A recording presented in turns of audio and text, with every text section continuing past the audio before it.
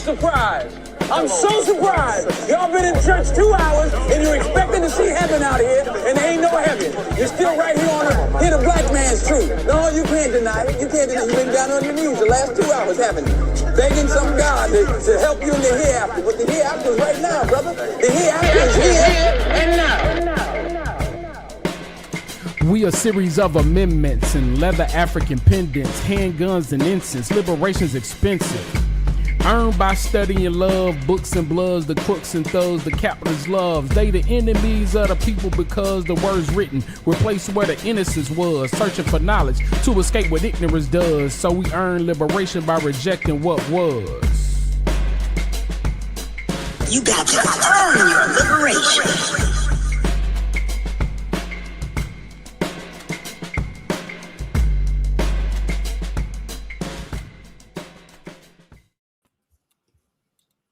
Welcome back.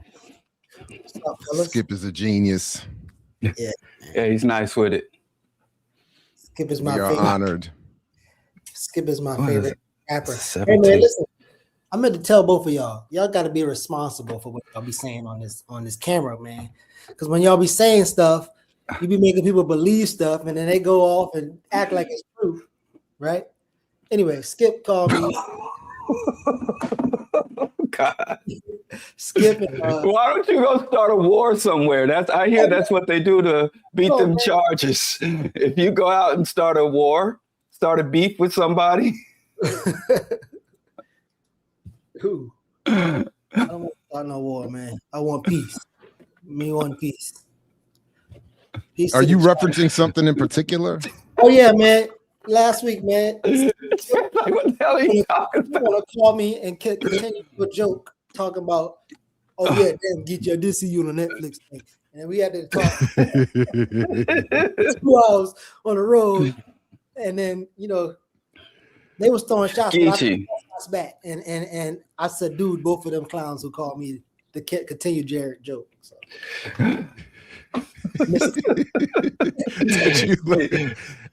that you might have been in the Nature Boy documentary. Nah. Hey, well, I mean, Island. Look, I'm the one that shows up in public, and people walk up to me talking about, oh, the gay choir director. That's how people greet me now in these streets. Damn, Diallo clipped that joint. He not only I know that's what. Listen, he not only said it, but he clipped it and shared it. So that was an analogy. I can't help if I'm poetic in my verses, and I don't have to steal them or bite them from other artists or speakers. Wow. So it's like. But you don't say all the time like Bobby Wright said or Baba Amos said. That's all Jay was doing. Give credit where. No, that's not what he does. When has he ever said Biggie said? He said if a Biggie. At least one time. He did at least one time. First of all, it's not. You got to understand, though. He's doing it with the understanding that hip hop heads will notice it. He's not doing it trying to steal somebody's verse. That's First of all, you're gonna put some respect on Jay-Z's name. Jay-Z got fans in Bucharest. He's a pop star. He's not a hip hop star. He's a pop star. He admits he has transcended hip hop. He has transcended the streets.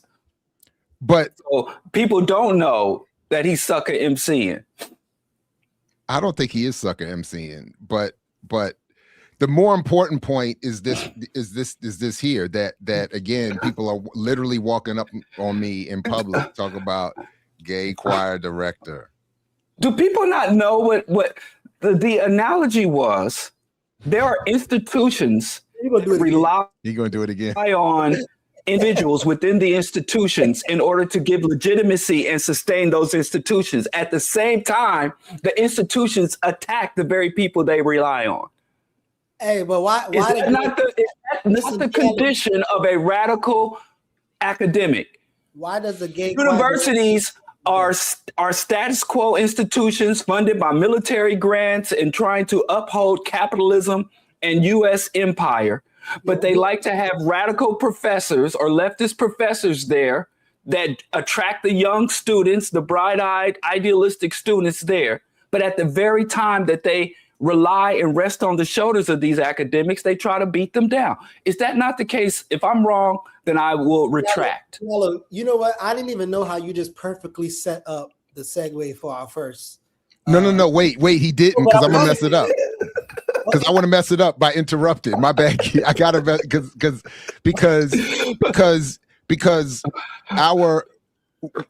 the institution for which I perform this role, Diallo has identified, just had its commencement, and I just want to one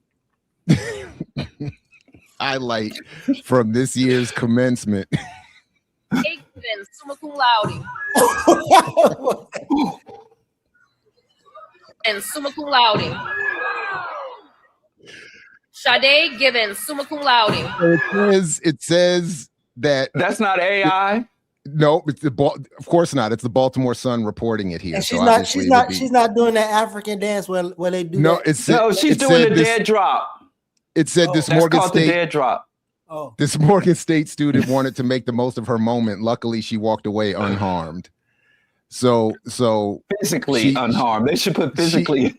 She walked it off. She seemed to walk it off, but yeah. So leave anyway, that for the ballrooms. That's ballroom behavior. Well, again, I think I saw Paris is Burning. I know some things. Listen, I think because y'all are still in the entertainment mood, and Diallo. So basically, Diallo, the analogy was basically a weak punchline, and it was weak last week, and then now that you bringing it again, trying to make it. Is it not accurate, Jared? Is the institution that rests on your shoulders? Do you feel supported, all I'm loved, and appreciated by your institution? Thanks for segueing us into Kevin Fetchit.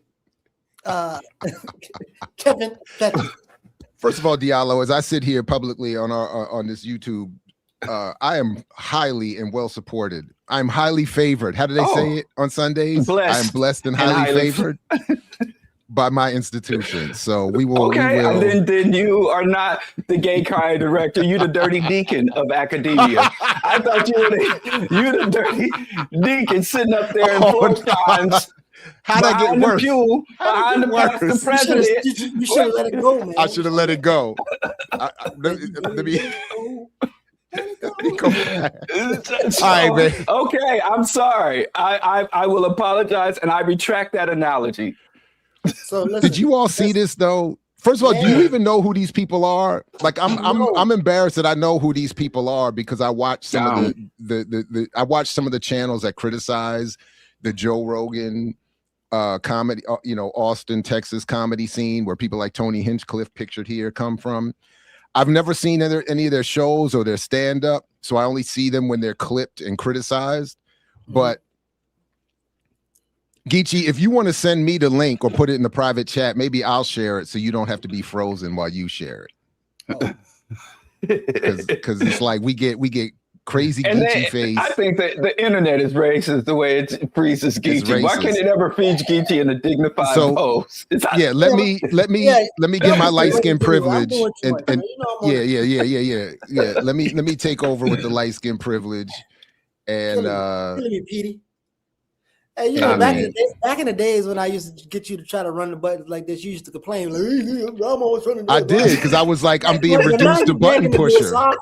That's growth, Jared. It is growth. I'm here to help. I'm here to grow and learn. Oh my God. Right on, brothers.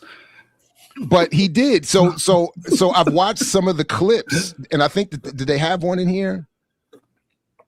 Yeah, we should watch. So the headline is George Floyd joke at brutal Kevin Hart roast sparks controversy. I got you. I think I was gonna upload it. My bad. Well, we could play it right here, right? Yeah, sure. If it plays along the whole thing. is so proud of you. Right now, George Floyd is looking up at us all, laughing so hard that he can't breathe. The controversy surrounding comedian Tony Hinchcliffe so that was okay. Never mind. That's how they're doing it. So that was the line. So first of all, he said George Floyd was looking up at us, meaning that George Floyd had gone down to hell after his death, his killing.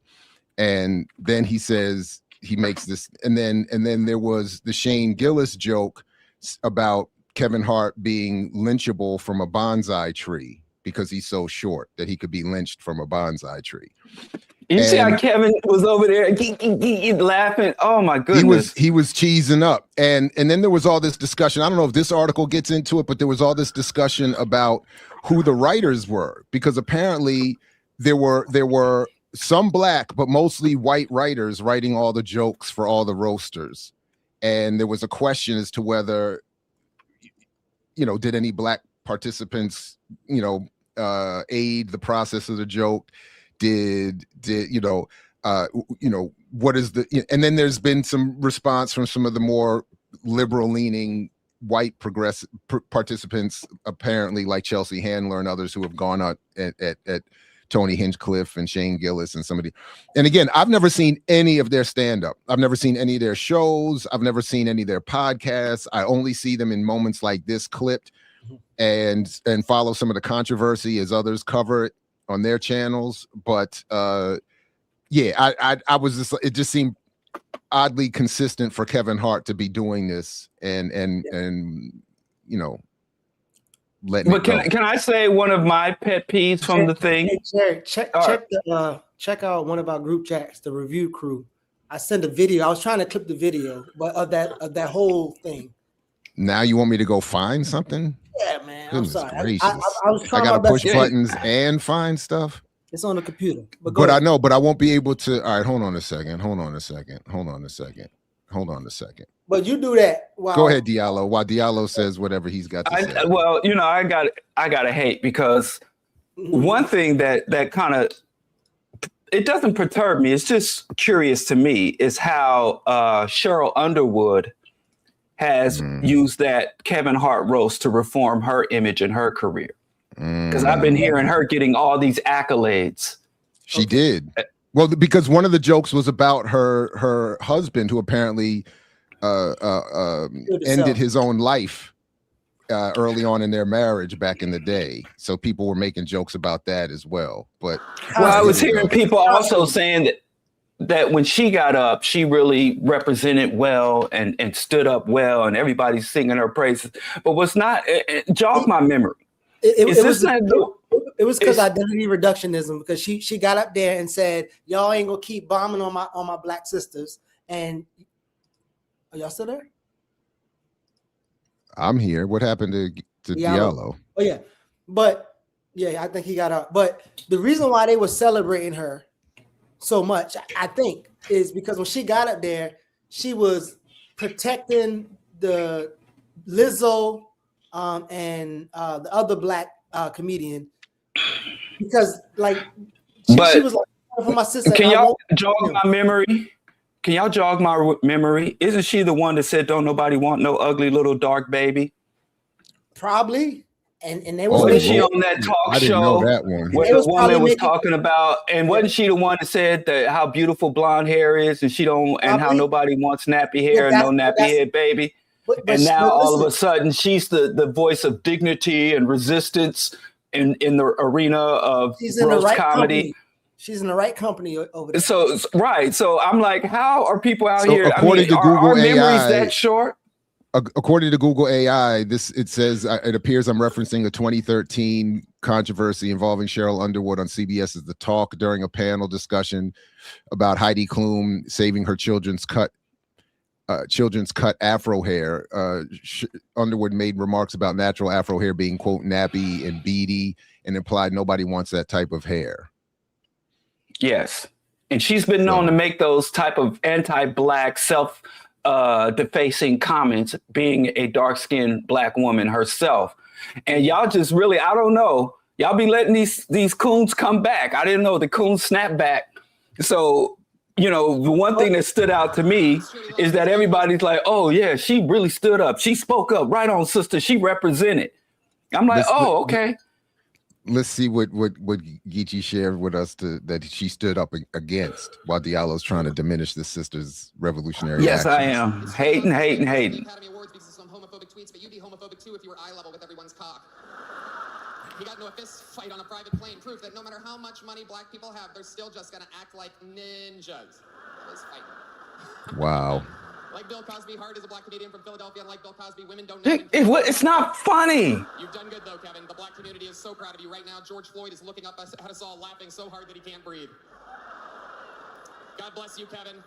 God bless this room, and God bless the United States of America. Thank you so much. Wow. And got a whole Trumpian God thing did in bless there. it too. Yo. Yeah, it's not funny. That's the point. It's yeah, be funny first. Can we get there? Yeah, apparently not. So yeah. I was able to get, a link. Shout out to the people who can watch stuff for free. And so I zoomed through, I watched most of it, and just kind of so The Rock was there, Kevin, what's the guy, Cat Williams came there. And I saw Cat Williams. Yeah, I saw that. And they Tiffany Haddish and them was like sitting at the top, and the Plastic Cup Boys, but they wasn't a part of the show or whatever. And Usher came remixing the song to talk about Kevin, and it was whack. I mean, Chesley Handler was there saying she put Kevin on if it wasn't for Kevin, and boom, boom, and but Cheryl again. Here this is the clip that says she shut it down. If you want to see the proof of what Diallo is diminishing. Yes. I'm a deflate. Want to say all the words that black comics get canceled for saying. And I'm glad that y'all brought back words like midget and retard. No, Kevin, I'm not talking about you when I say midget. But yes, Shane, I'm talking about you when I say retard. Some shit that teleprompter. But I'm glad that Shane, your mother, has stopped that wigger. Because had you said anything that sounds bigger, trigger, or anything that sounds like you wouldn't have made it out of Inglewood alive. And I want to thank Netflix and Kevin Hart for bringing us all together. Freedom of speech is alive today. It shows that we can all come together and crack jokes on each other and still respect each other. So why cheat? I mean, it's basically Assata Shakur. What's the difference? What is the problem? Cosplaying with a wig, Timu shot a Shakur. That's Timu Assata. Diallo, I don't know the crowd that you're reacting to, but I think sometimes I think we fail to realize that like these motherfuckers are like actors and actors, and they're like, and they're obviously, she said they're reading the teleprompter, so she's writing the script, and if you watch the whole thing, you can kind of see when they're on script and they're not all, like it's a whole production, and then Kevin fins it so the whole thing is scripted, but whoever is reading that or watching that and thinking that it's of any substance or saying that she's like, I'll be wondering who's these people. Well, even with that, man, she's in here pushing right-wing propaganda, talking about cancel culture, which is a right-wing fallacy. There is no such thing as cancel culture. She's also talking about freedom of speech, as if people don't understand freedom of speech is about government sanctions. It has nothing to do with private entities, private companies, or private individuals rejecting what you say or trying to level consequences on you what you say. It's the state cannot sanction you for your speech, but the public, individuals, and even private entities like corporations do have the right and ability to sanction you for what you say, and it is not a violation of your freedom of speech. It is enforcement of government policies or personal principles. She's up there, and it saddens me that passes for conscious and that passes for holding it down. That weak shit is what passes because she basically deflated her own damn balloon by talking about, this is about freedom of speech. So she she took a stance and then ran away. She slapped somebody and then hit her hand. So she is a coon. She has not freed herself from coon status as far as I'm concerned. And I just saw so many people talking about, oh, Cheryl, sister Auntie Cheryl did her thing. Cheryl did her thing. She spoke up. She stood up for us. If that's standing up for us, I hate to see us laying down. So Jared, it seemed like you was about to react to this. And I wonder, so there's a time where there was many things that were said about, you know, whether it's death and this thing. And at one point the host said Kevin would get hanged from a shorter tree or some shit like that. But a bonsai tree. And then, but Cheryl said, like, I create this, you know, liberation space so we can all critique and like and make jokes. Like, what was you about to respond to that, or what? No, I mean, I just think, you know, what I was thinking is that you know, the concept of free speech obviously has political limitations and always has. And then I was thinking of what I thought I saw this past week, the claims coming from Trump's administration that someone in his administration was saying that it's not just the lunatic left that is a threat. It's the right wing has its own domestic terrorists and then he said Nick Fuentes and Tucker Carlson fit the list, and they're pointing towards this, which I thought was funny, but pointing towards this whole thing about that anyone who speaks out against the current administration could be considered a threat, and have people just, you know, show up at your house, and the human rights that people think are afforded them, even as citizens of this country, that actually were taken away in a National Defense Authority Act during Obama's administration. The Patriot Act before that. And then the Patriot Act before that. But anyway, that's what I was just thinking of. So for her to be standing there and making this claim, which is obviously, I think, and I wanted to give her some credit. Like, I didn't see the whole thing, so I don't know if there was anything that might suggest further that she was being sarcastic there. But to me, the other thing that I'm seeing happen in some of these spaces that I think all of this is connected to, and it makes it even that much more unfortunate that Kevin and others play this role for them, is that it gives room to the Shane Gillises and the Joe Rogans and everybody who then turn around and use their platforms to support Andrew Schultz and them to support Donald Trump's election and all this movement more to the right and the white. Now they're trying to come back and raise some criticism around that, and they feel like they've been betrayed a little bit or whatever. But the point is, this is Kevin playing a role in platforming them, giving them room, making it feel like as though they all are on the same team, and that it is just jokes when I don't think it is at all. And then very lastly, one of the criticisms that I just wanted to throw out there that I appreciate was that if Kevin was the comedic genius, talent, and superstar that he is, the people roasting him should have included people like Eddie Murphy, Chris Rock, Dave Chappelle, and others like that at that level within the Black comedic tradition. So this, not that they're politically any more valuable, but to me, that just is yet another sign that Kevin is willfully playing a role that has been made room for him to play. I think I'm gonna leave y'all. I wonder, I don't know if you're saying this, Jared, and you and Diallo. Is that my connection? Y'all glitching out. Yeah, that's your connection. Yeah, that's you. I think so, Jared. That could just be a problem on my end. No, you back. I don't know if he knows he's back. So, Jared. Well, Cat Williams came. Mm-hmm. All his contradictions, whatever.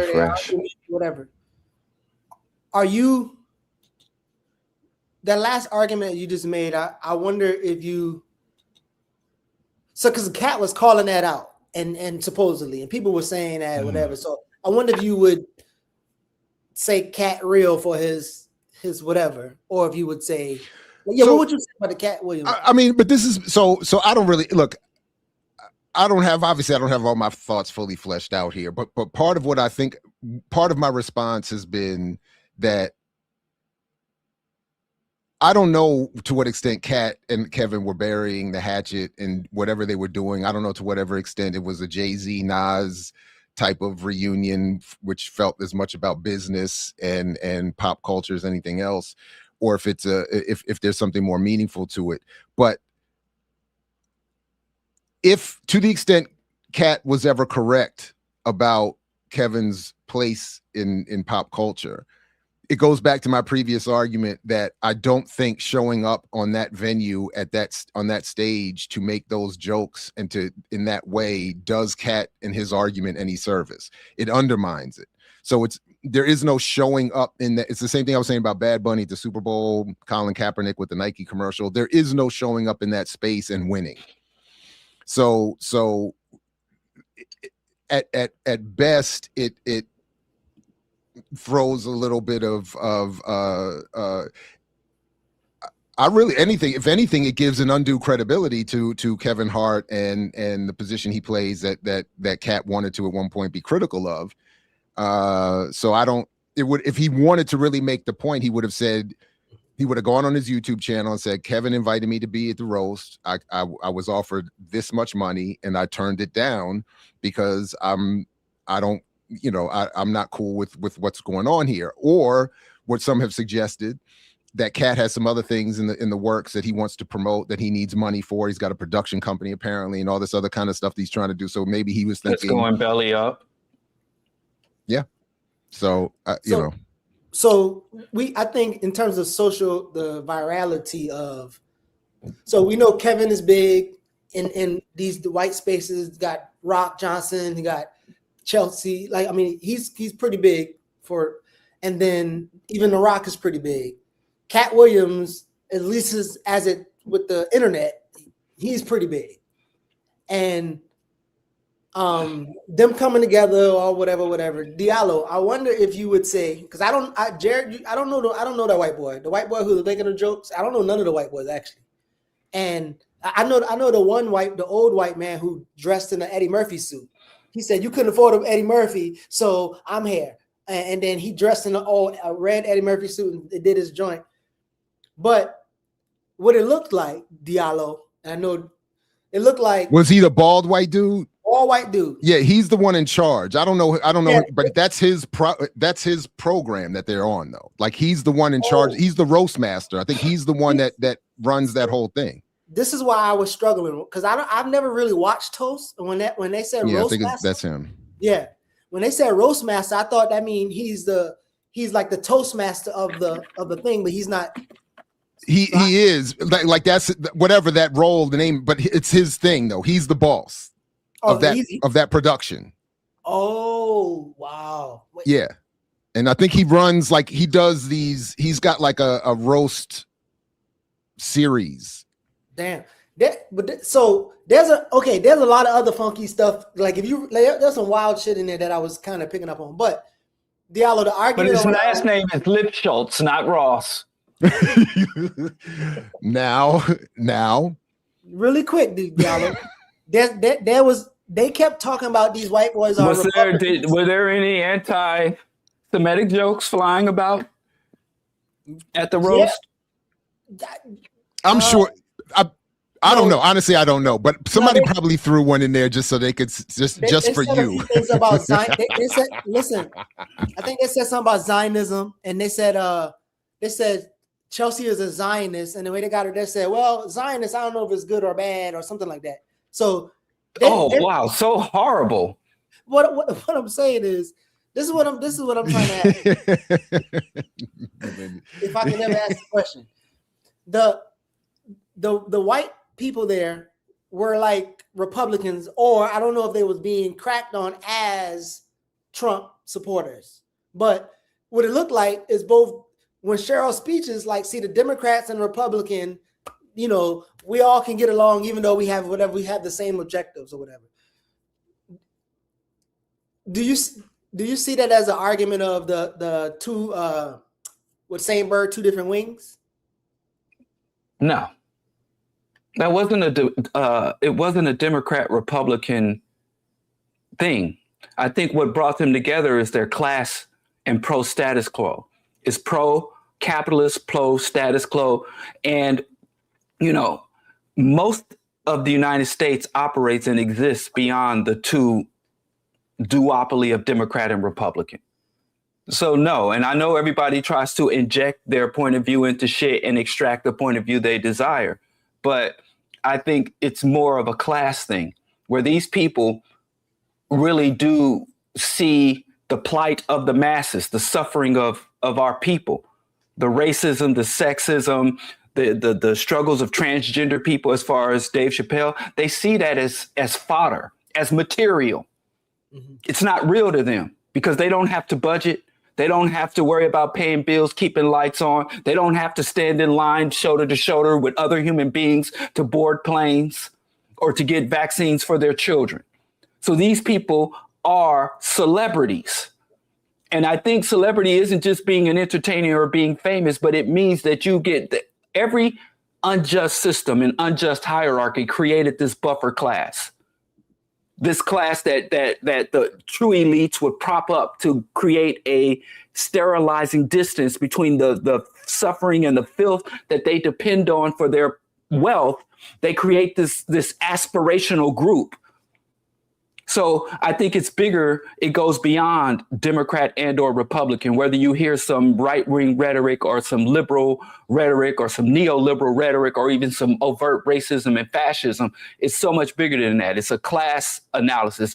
These people, these black celebrities, even the ones we like at the moment, LeBron James or Sister Underwood, they are our class enemies. In order for African people to be liberated as individual and as the African continent to be liberated, they lose more than they gain. For the billions of humanity to have the resources to live a dignified life means that they couldn't live an opulent life. Opulence is the enemy of the very ecosystem we live on. So I think that we kind of dilute ourselves when we start to say, oh, yeah, the Democrats and Republicans, and it was a bunch of liberals and cancel culture and all that shit. They class enemies. Fuck them all. And I also, one more thing, there's no such thing as just jokes. If you look at every atrocity in recorded history, the people who were victims of that atrocity were mocked and made fun of.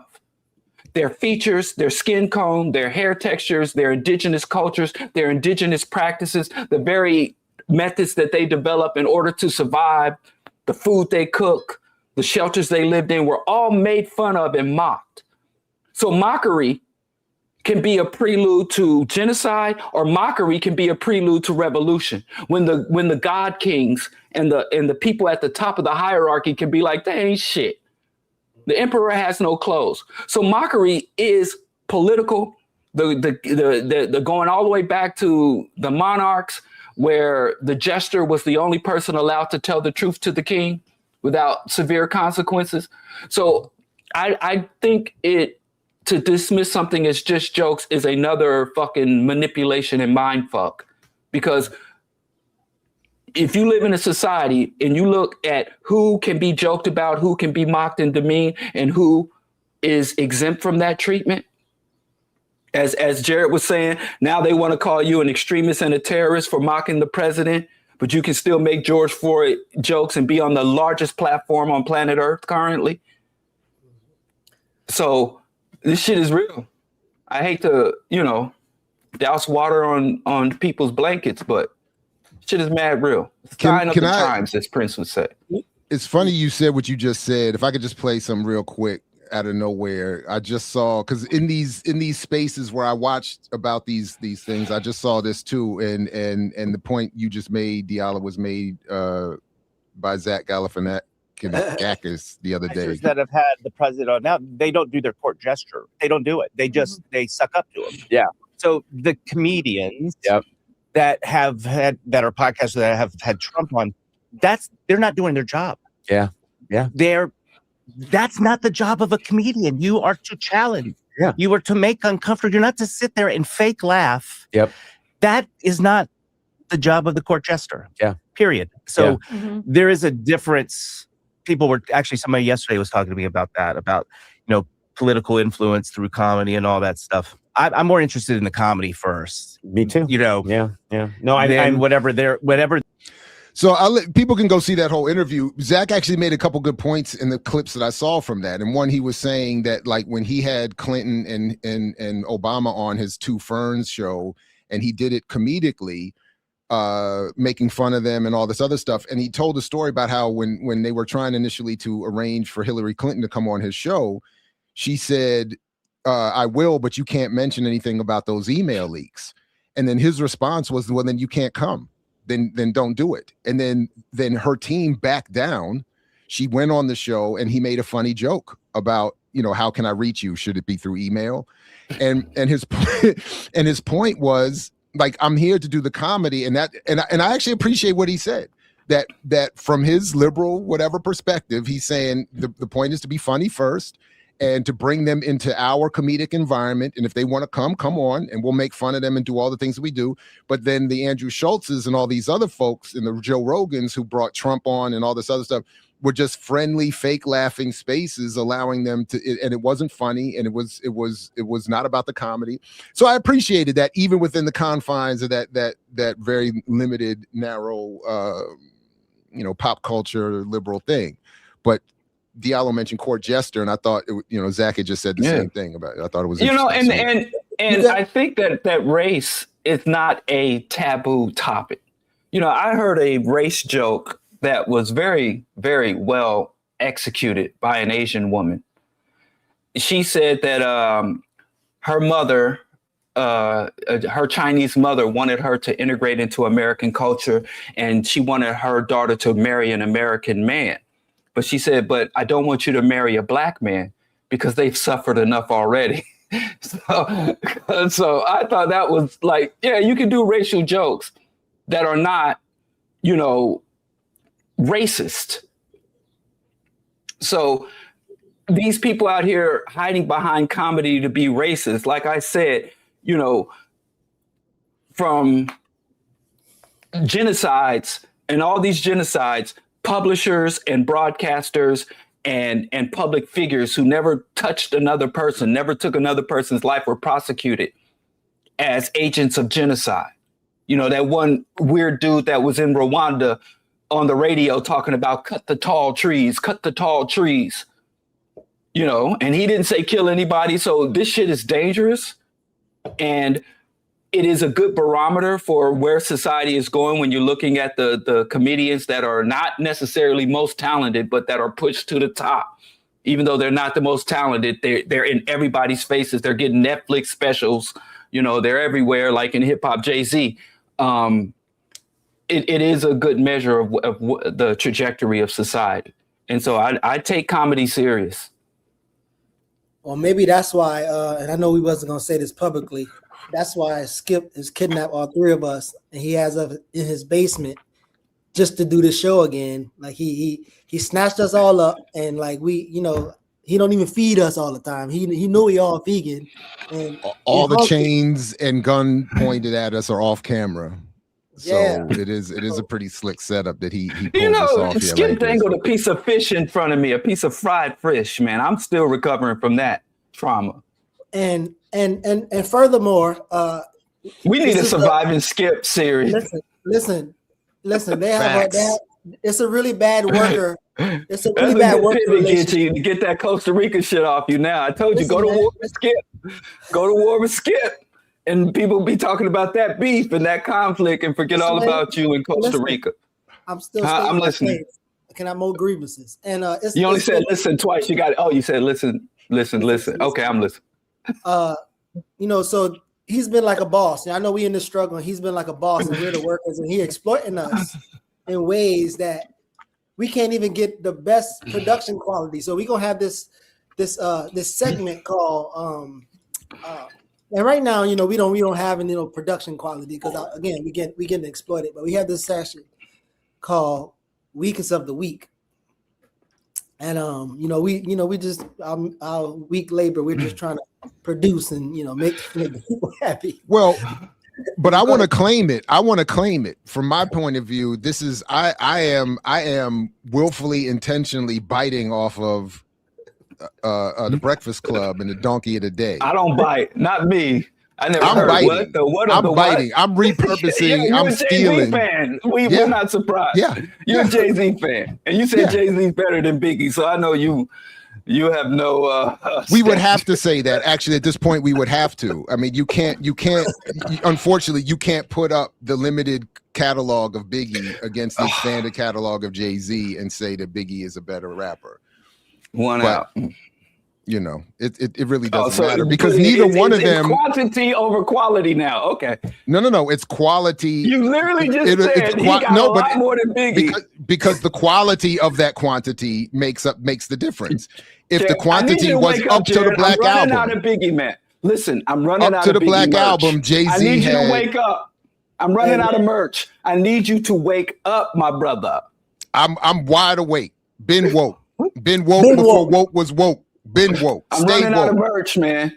But the reality is neither one of them week after week. Neither one of them, in terms of both quality and quantity, and then added to the fact that he is also a producer, can match the work of Pharoah Monch, who was still my goat of goats. We did see Pharoah Monch is, in terms of lyrical, his track record is better than both of them. I would say better than both of them combined, actually. But then also we saw another example of someone who soon enough, I think when her catalog gets filled out, you talk about people snatching, Jimmy Fallon and them grabbed up Maimouna Yusuf the other day for her performance with AZ and the Roots and Nas and all of them. I hope people go do the rare thing of moving beyond seeing whoever just is playing background and go and look up her catalog, because she is a songwriter, singer, and artist. Soon, I think she's already better than Biggie. I think she's already surpassed Biggie, and it's unfortunate only because Biggie was killed. So I don't mean to be disrespectful, but I think we have to be, we have to be realistic here. Did she ever have politics or something? Because every time you describe her, I'm like, was she radical at some point? Her politics, I would define her politics as left of center, progressive, and progressively culturally nationalist. I wouldn't say she's been a revolutionary artist. Dirty stinking liberal, in other words. Maimouna Yusuf is not a dirty stinking liberal. Now you're going too far. Now you're going too far. Now you're going too far. Listen, now you're going too far. What you said, I don't know. Now I'm you just saying, it no, sounded you like don't know. That's the point. Focus. No, she's better than Common, and she's to the left of Common. That's not fair. That's not a fair. See, this is the Diallo chat messing it up. And then even skip with it. I'm not dissing her. Exactly. We're not going to diss her. We're not going to diss Moo Fresh. Skip. I'm not dissing her. All I'm saying is, you just said she's a dirty stinking liberal. I know. I'm saying the term left of center makes you a dirty stinking liberal. No. If you can't just say left without throwing of center on that, that's a liberal. We're gonna hit a pause. Diablo, that's left it. Of center. Diablo, that's so it. No disrespect. I'm sorry if it came off that way. No disrespect to the sister. I'm just saying the term left of center equals dirty stinking liberal. That's my fault. That is 3 episodes with Diallo to pull you off your square. Yep, that's it. I'm already off. I'm trying to put him on his square. I'm trying to make. This is a hip hop scholar that doesn't acknowledge that Biggie is better than Jay-Z. I'm trying to bring balance to the universe. No, you're not balancing nobody but yourself. Diablo, that's exactly right. They got it. The chat is on. Hey, listen. Satan tried to liberate humanity. What did he do? What was his sin? Giving us knowledge? Hey, is it true? Dr. Umar got a reference on that Saturday Night Live last night. Somebody need to send me that clip. Somebody said the clip. Oh, he has crescendo. That's big time right there. But go ahead, Geechee. Wow. Who's the weakest? Oh, the weakest of the week. I'm supposed to do this. All right, hold on a second. All right. Hold on a second. This is the regular segment. Wait, first you were going to confess to biting. I did. I'm saying weakest. I wanted to confess to, but I wanted to be known that I am stealing from that I'm repurposing the donkey of the day or whatever they do over there. Okay. So yes, it is true. Biting is inappropriate, but this is a rare exception. I like to bite. You and Humpty. So exactly. Rest in peace, Shock G. So all right, so one of my atheist debates channels covered this. So this is where I'm getting the what do we call this? The weakest of the week. The weakest of the week. A golden calf in the book. So this is all right. Let's see here. That is a golden image of Trump. That's a statue. It's 22 feet tall. He is giving the fists in the air. I think this is to model after his assassination attempt. He came out with that iconic picture of the flag behind. This is where Dustin Stock. This is a statue that has been put outside of a black church by pastor. I think this is James Hansen here. That was created by Mr. Ash and Mr. Dustin Stockton, Brock Pierce and Yakov Flishkin, and Mr. Friedman, Hershey Friedman, so many, and plus 6,000 plus patriots from around the United States of America who all came together to raise money to celebrate whom many believe, and I believe, the greatest president in our lifetime. This is so that's, I think that's all we hear from him directly. Wait. Nope. Politics fails to mention. So nothing should ever be put before the living God. This statue symbolizes patriotism of Americans. It represents the will to fight, even in the face of opposition, to will to get back up with the blood coming down the president's face, and how he turned to the crowd in Butler, Pennsylvania, and he raised that fist and he said, "Fight, fight, fight." That patriotism echoed throughout the world and throughout America to re-energize Americans, to bring us together. Because I'm grateful Democrats should. So this is why EYL is on Sundays now. So if you just left Pastor Hansen's church, welcome back. Welcome back outside. The world is still as bad as it was when you went in there and walked past that new statue. And praise Trump and all of that. It's still a problem out here, and welcome. So yeah, that's my submission for this week. I have to say this though. I got a link for him. Regardless of what y'all say about that coon, this man has made it to the history books because he is the very first weakest of the week for the EYL show. Yes, congratulations. I mean, that's an accomplishment. Because there's a lot of folks out there that still glom on to Black first. So give him a plaque. Every February, we got to call this out. He's up there with the first Black astronaut. First president. There's a link in the first Black president. Yeah, I got it. He is the very first of our weekly weakest of the week. Congratulations, Pastor Hansen. Despite all the hateration, you have accomplished what no other Black man has accomplished. So listen, congratulations. So Diallo, I wanted to, share this with you because last time we critiqued a sister the way we critique a brother, blah, blah, blah. You try to make this big thing. But before we even get to Dr. Bryant, this guy has been Dr. Bryant before Dr. Bryant was Dr. Bryant. He's worse. And so is his name Mark Burns? I had the wrong name. My bad. Apologies. Yeah, I don't know. Is he real?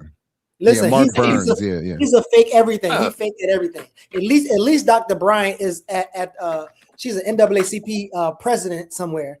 This guy is a fake everything, right? But go ahead and play him. You would think he would just choose the greatest names, but Donald Trump values character more so than popularity or name. And I think that I fall in that category. Pastor Burns' Harvest Praise and Worship Center in Easley, South Carolina is a small operation. The church, just a few folding chairs, tables, and cameras for his televangelism. Really? Help us to receive the wisdom of the Lord Jesus Christ. After attending Trump's November meeting with Black pastors in New York, Burns says former campaign manager Corey Lewandowski asked him to speak on Trump's behalf at Bob Jones University. He's been a favorite of the campaign ever since. He just came out of the Good blue. hustle. Virginia Beach Navy veteran Damon Davis says Navy. he's a Republican, but had never heard of the fiery Southern pastor. Neither had his friends. So they looked him up, and He just mad he didn't get the call up. They saw one of the claims was that Maybe. Peyton ass didn't get it. He's Davis, a who is a Republican. member of the predominantly African-American fraternity, I'm says lying on his resume. in Pastor Burns' bio on his church's website.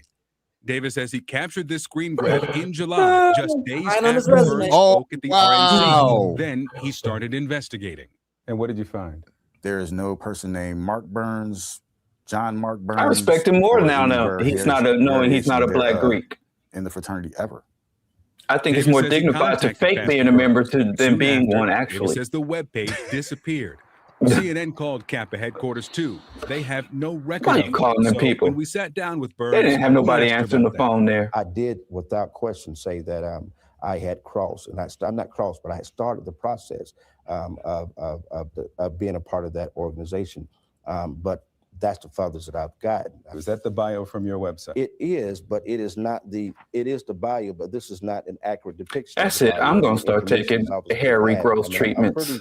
I'm pretty. I can't be part of this community anymore. But obviously, in this case, I think you might be right. So this is not from your page. No, I'm gonna get a man unit or something.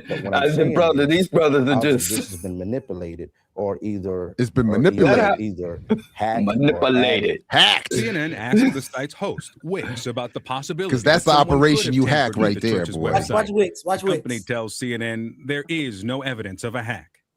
And CNN obtained the pastor's full bio on the church's website through an internet archive. Wix said, "Stop." Claimed that you served 6 Wix years said, in the "Don't Army you take Reserves." my name out your mouth." Is that accurate? We have a good I've yet to meet a platform. brother that can pull off a Army, goatee, you had man. no active Army or I was Army never Reserve part of service. No, I wasn't part of the South Carolina National Guard. Okay, I just asked you about Army Reserves. That was my question. You in this bio claimed 6 years in the Army Reserves. I respect it is reserved. someone who lies. I respect stolen valor In a more than I statement to respect CNN, actual the service. U.S. Army says Burns served in the South Carolina National Guard from 2001 to 2005. This guy, I discharged mean, in 2008. I might have to withdraw my vote for weakest of the week. This man is. Did you attend North Greenville I University? respect the I hustle. did attend North Greenville University. Did you graduate from North Greenville No, I University? didn't complete the degree at North Greenville University. In fact, the university tells CNN he was here one semester. Again, the bio that's on your website claims that you earned a Bachelor of Science degree. Did you make that claim? I asked you just a moment ago as we were just opening up this. And first of all, I said we were off the record. I didn't agree. Oh with wow! Yeah, but I did. And, We're and still rolling. I'm still asking you questions on the record. Did you I'm off the make record. that claim that you I'm off the graduated record from North because Greenville? I thought respect is this not fair brother's that hustle. This is not fair at all. This is not what I agreed to. I thought we were doing a profile, and all of a sudden you're here to try to destroy my character. I'm not That's coming here to the destroy your case. character. These are claims that were made on your website that was live while you were speaking at the Republican National Convention. My question is, are those claims accurate? I understand this is what media does, and I understand that. Right on. He got that pack of hot dogs on the back of his neck. I don't trust people. To bring people together. Hey, Jay, he said this was a get media past the stunt. political correctness. Look at any brother. Look at him Welch. Why are you shooting from that angle? You know, This He is got the Trump line though. is to try to. That's messed up. This They got him bad. I agree. He's the hero of the week, What I'm not the saying is weakest. that- Change the Yeah, I Chiron. think we need to. He the hero, Yeah, and I agree with Diallo. This man is out here undermining the white rule of the.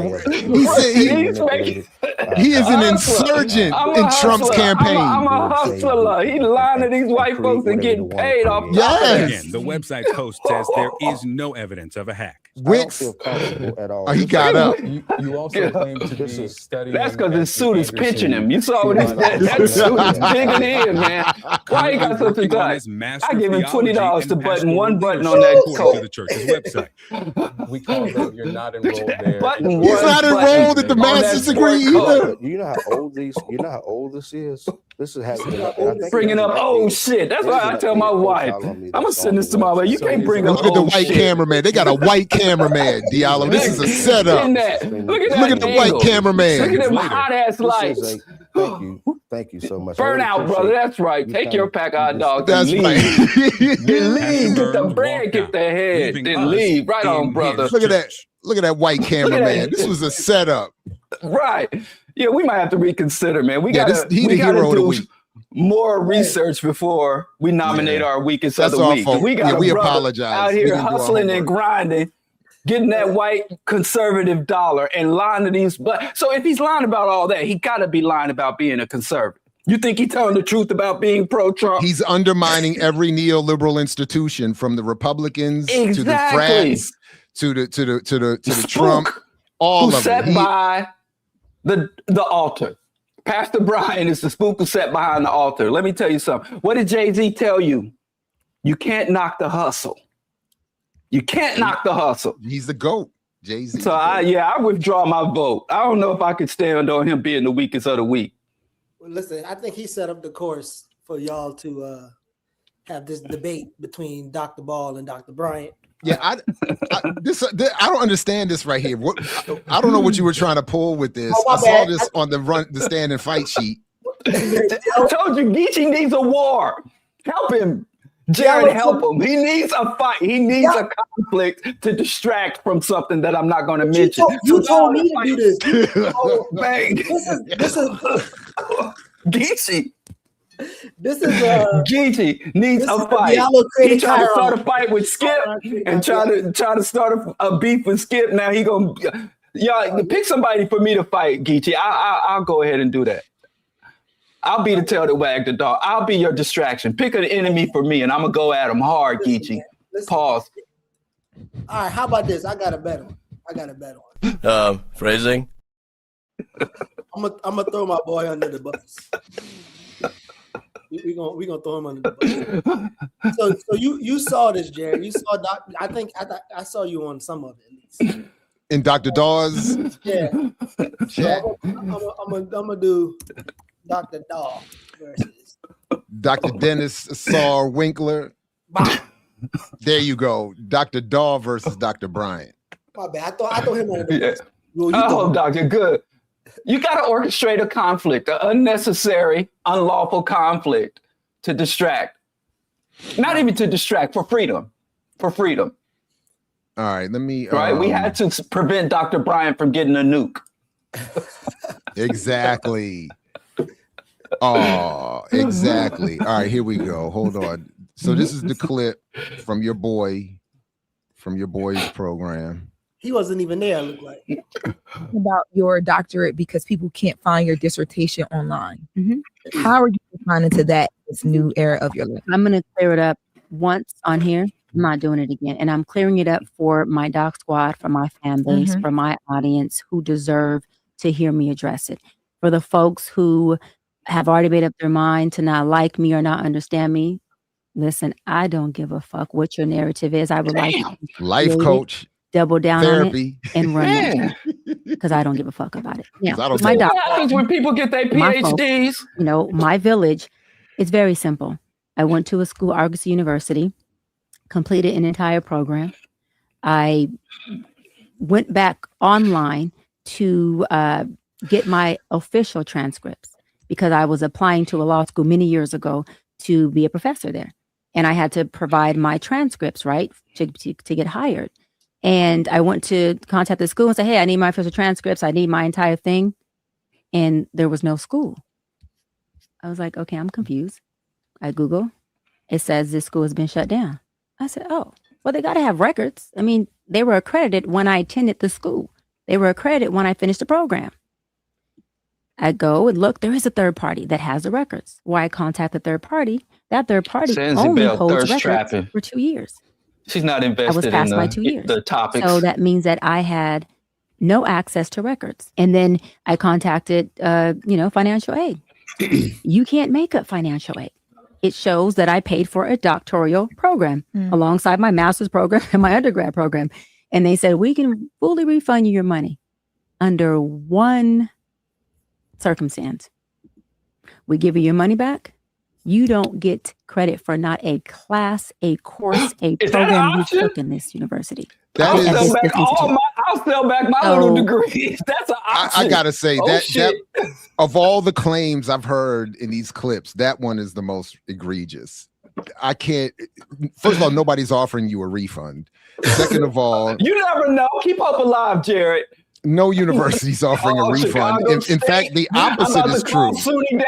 Like, what they would do is, if you don't pay, they hold your transcript and don't release your grades. If you've paid, you've had your grades released, and you can always get them. And that's why, I think where you're leading, Dr. Daw goes online and in 5 minutes during a live pulls up his own transcript and from that same university. So she's that was nonsensical right there. And I don't know anything else about this woman.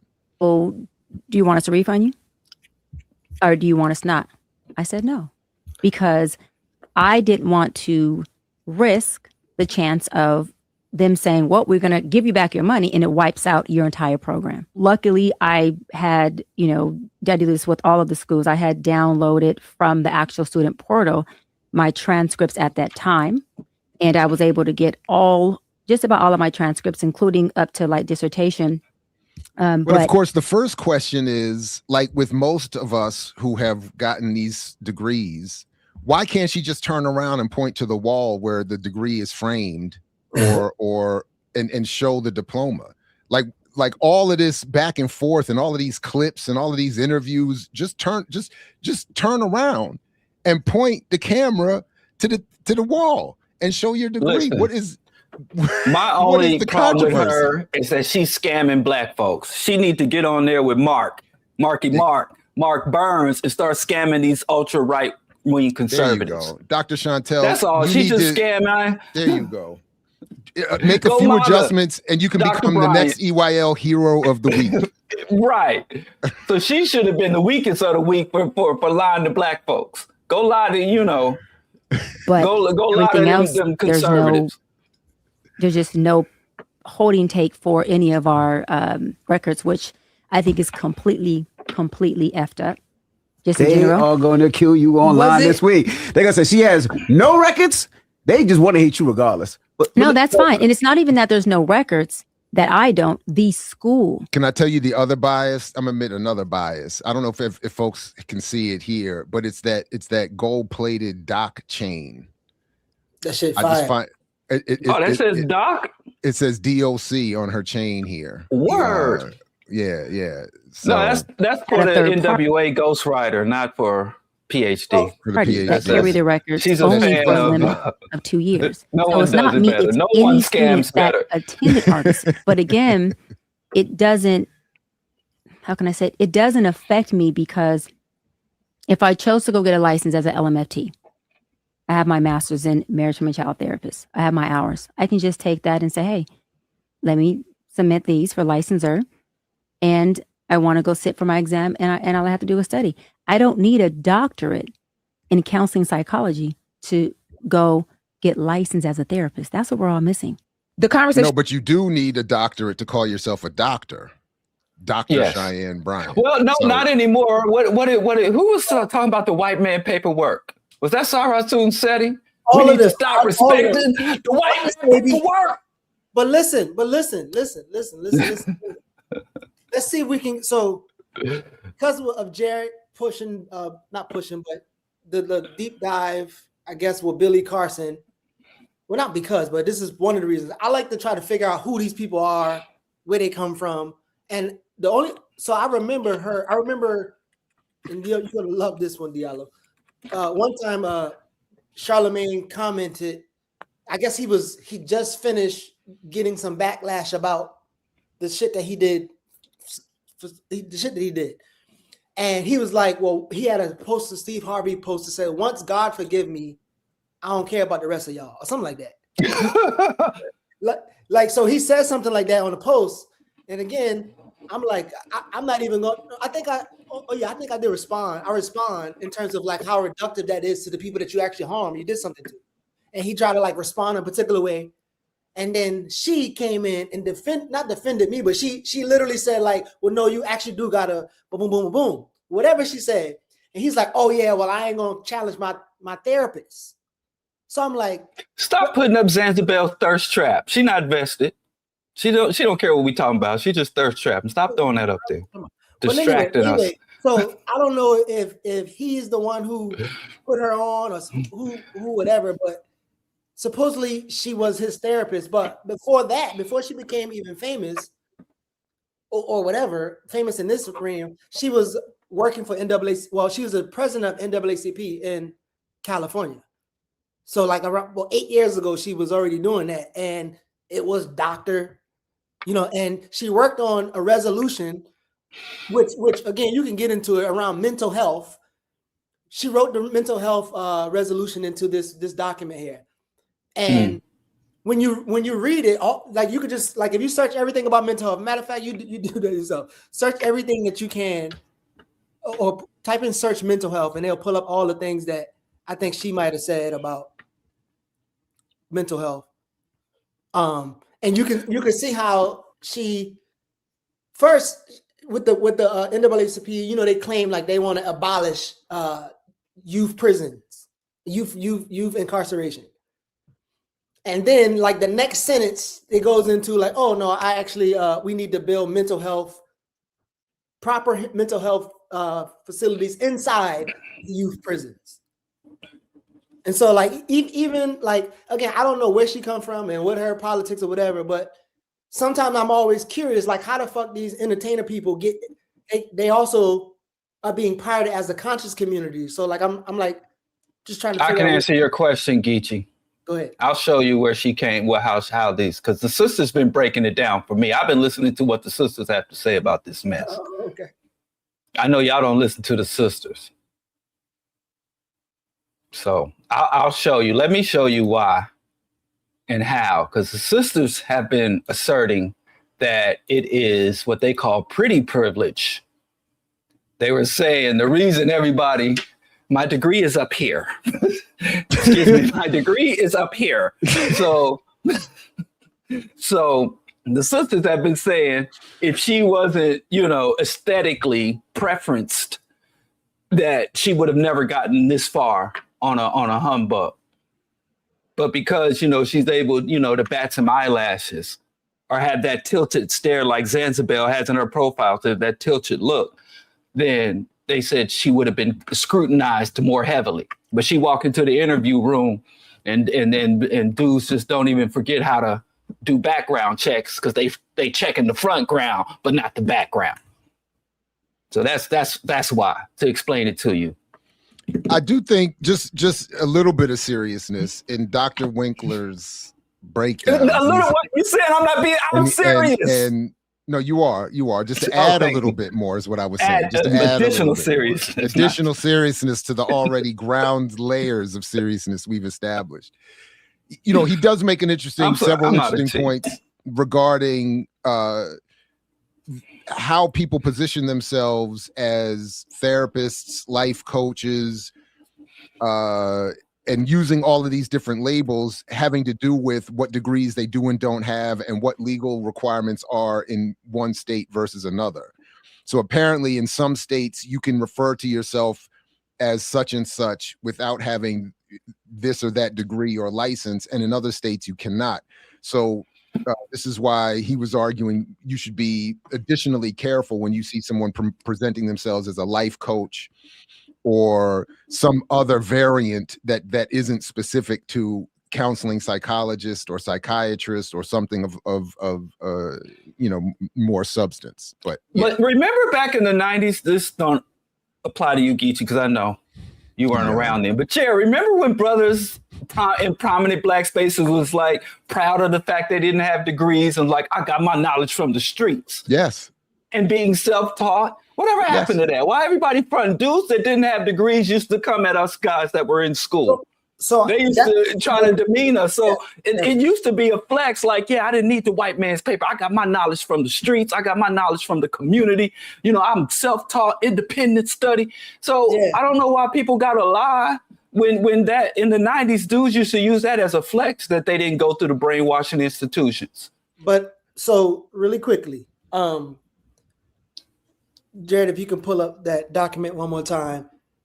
So what I'm suggesting, because again, all of us are in different spaces and community. Whatever the light skin, pretty, whatever you want to call it. This is somebody who come from some type of community who she was interacting with the community. And there might be people who know her and they might be like, well, she radical and she did whatever she did to serve the people. And she even did this resolution, whatever. If you look at this resolution, without all the other things they're talking about, I would like to see if we could critique or share or critique how if we agree or disagree with some of the language in the resolution, just to examine her work apart from all the other stuff. Yeah. Let me throw out. They ain't even figured out they ain't colored no more. Is there something in particular you want us to? I'm sorry, in the private chat, I can't remember which one, but search. There's one point it said black people are killed by police officers 3 times more than the white people. It was in one of the resolutions. She was saying it's like therefore, wherefore. There we go. Whereas, according to statistics from Mapping Police Violence Project, black people are killed by police 3 times more than white people, while fatal police shootings of persons with untreated mental illnesses highlight the interrelated problems experienced by racial minorities and mental health disparities in affected communities. And whereas, and so on and so on. And what do we? So what's? So there was a point. I think right before that she was. I don't know if it's an NAACP's objective to end youth incarceration, but on the paper it was saying that pretty much they wanted to end that, but then they go back into saying no, we should fund it a particular way.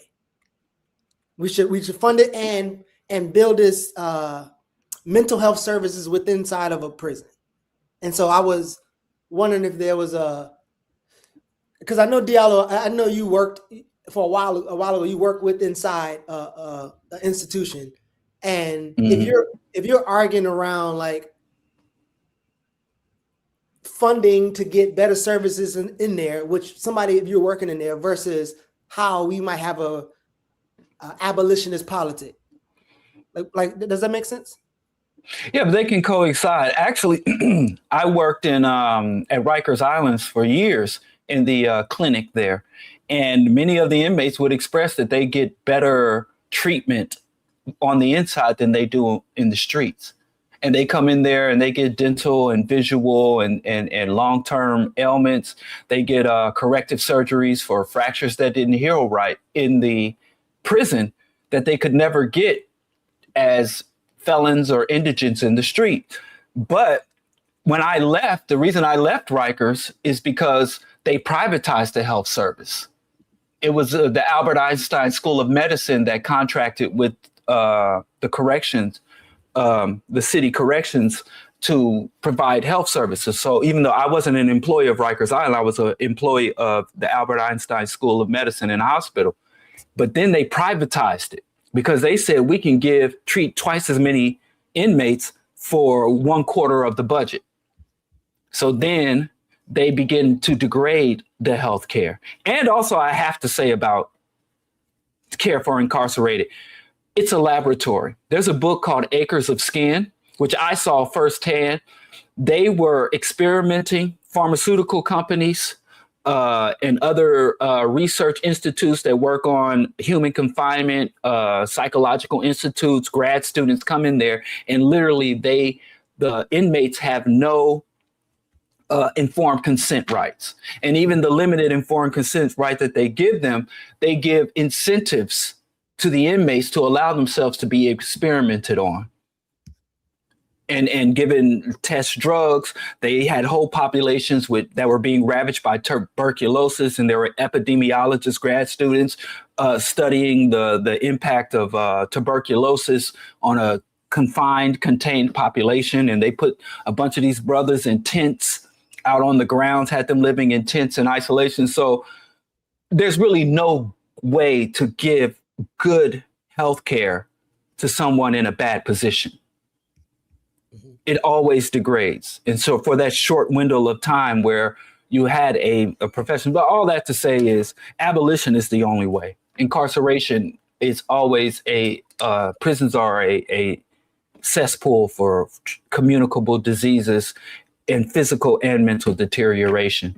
And I really don't see how you can advocate for proper health care for incarcerated people without simultaneously calling for the abolition of the prison system. So all very good points, I think. I just wanted to add quickly that on the one hand, that I'm not sure if I'm fully tracking the point or the lane you wanted us to run in here, Geechee, just on this NAACP thing. But I will say this, that I don't find it too much of a, oh, and I see that I never sent the BRB message in the private chat. I just typed it and didn't send it. I don't think I think it's perfectly consistent to see people working within the NAACP structure and moving in the trajectory, not of necessarily grift, but of monetizing and popularizing concepts of therapy and support, and moving into even the non-grifter lane, if there is one, of people who promote themselves as doing the kind of work that Bryant is promoting. And I think there's a point that we should point to. There's a connection we should point to between the ultimately mainstream and conservative politics, or very just liberal politics, of the NAACP and the work that she would end up doing, and then using the NAACP even in its and I don't remember exactly when they did it, if it was when what's his name took over temporarily some years ago or before then, but even in their retitling the leadership as a CEO of the NAACP, and a lot of the work of the NAACP being about financial literacy and business development, and they have these annual awards for youth business developers and things like that. It stands to reason that out of that political matrix would come the types that we see Bryant representing. That then also, to Diallo, your other point, I think there's always been, and I don't know to what extent actually going back over time, there's been a preference for the street scholar or the university trained scholar, so to speak. I feel like there's always been this tension between people in the community both wanting to achieve these degrees and respecting people who achieve these degrees, and people who attain certain levels of knowledge and wisdom without the degrees. I think there is this constant tension. So we would see the things like John Henrik Clarke and others talk about scholars without portfolio, but then at the same time, whenever possible, using institutions to bring in those scholars and give them space to work and even confer upon them and allow them to attain certain degrees, et cetera, and so forth. Not necessarily with the idea that we need white man's degrees to feel better, but with the idea that there could be some support, and even within the community, contradictorily, recognition for having attained those degrees. So I just think that there's always been that kind of healthy tension, and maybe not healthy, maybe it's an unhealthy tension, but a tension. And then people like Bryant and others can take advantage of that. And whereas, and I do feel a defensiveness around this a little bit, whereas there are those of us who go into even the white man's academy with a certain politic and with an attempt to do certain work that is disrespected and misrepresented by people like her and some of the others that we're critical of. So, yeah. I'm about to make y'all pull up. I'm about to make. I want y'all to audition for black. What's that place called? I keep forgetting. Damn it, Breakfast Club. Shit, I'm about to call them Black Liberation. Oh wow. My bad. Wow. Are they still on the air? No, my bad. I messed up. But listen, I want y'all to audition because Nard tells everybody that he controls whoever gets to come on the platform, and he can get all the radical left people. So instead of talking about this woman's beauty and all this other stuff and speaking reductively to her and not taking black women serious like Diallo doing, y'all are taking her serious about her work, like not all this other theory, her work, right? And y'all on the show with her, and Nar just said how radical the work that she's doing, and she's proven like, well, look, see, I even drafted this resolution, and she was a leader for NAACP before she even got famous. She was already doing that shit with NAACP. So in her, she says this: whereas that the NAACP urges the implementation of evidence-based practices and strategies within youth detention centers to promote positive outcomes, reduce disparities, and address the root cause of youth involvement in the criminal justice system. Therefore, be it resolved that the NAACP affirms, that's a radical organization, she joined a radical organization, affirms its 2015 resolution to end youth incarceration by investing in alternatives methodology. Therefore, be it further resolved that the NAACP will urge each state prior to a youth's release to ensure that the youth is advised of their rights to have their records expunged. And then this last one, the NAACP demands adequate funding for youth detention centers to ensure that they provide high quality rehabilitative services and support youth individuals involved in the criminal justice system. She just claimed that this is the work she was doing. Y'all on the show. I don't know how we arranged both of y'all to get there, but y'all both are there. Can y'all both give y'all response to her politics, her work, that work? But go ahead. You would say what? Well, I'll just go first so Diallo can I'll just set this up for him. But talk about her in that cleavage. space, I would probably say, honestly, I would probably say something to the effect, as politely as I could, that while we appreciate these steps being taken, or some of us might appreciate these steps being taken, that they don't address the underlying and fundamental causes and concerns, and that we should acknowledge and respect and appreciate work to the left of the NAACP. Something along those lines is what I would, and then maybe start to reference certain projects, platforms, work, etc., and leave it at that, as opposed to something more combative. That's probably how I would at least start a response to that claim on a show like The Breakfast Club. And I don't give nobody.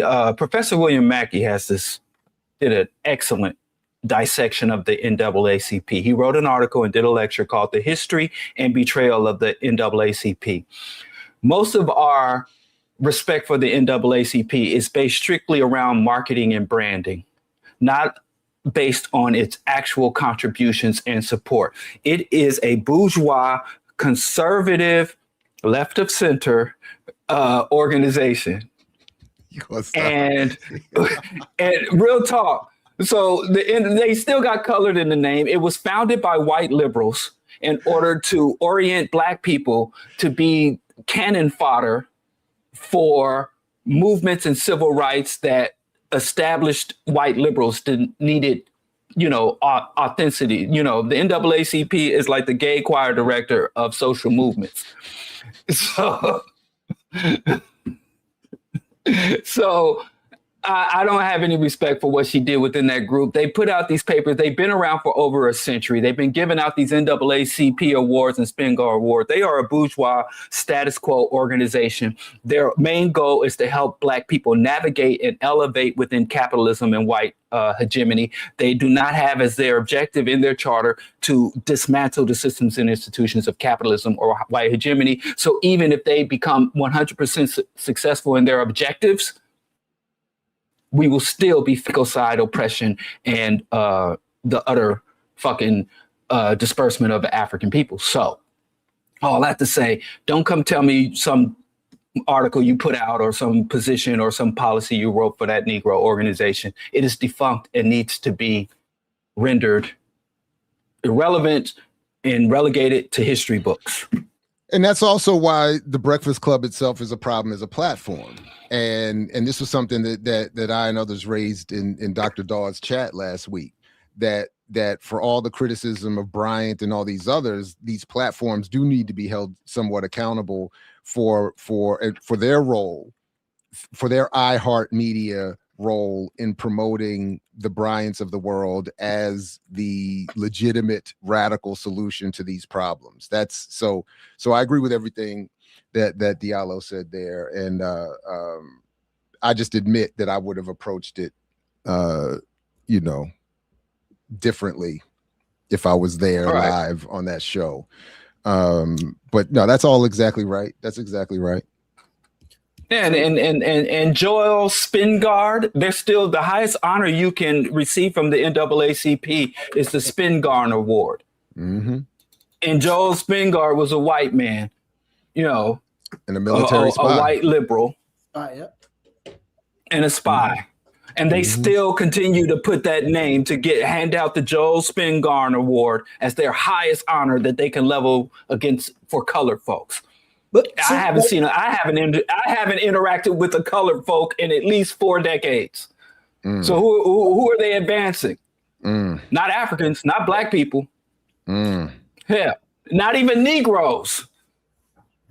So colored people went extinct half a century ago. So I don't know. Let go on somewhere with that. You ain't gonna get no props. You tell me the work you've done. I'm less about.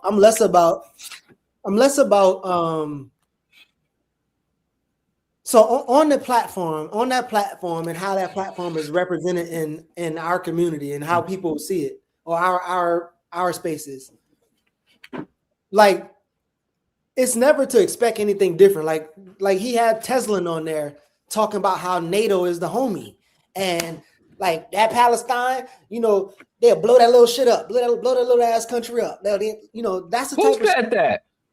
Tesla. I mean, y'all. I think I played it on. You said Tesla.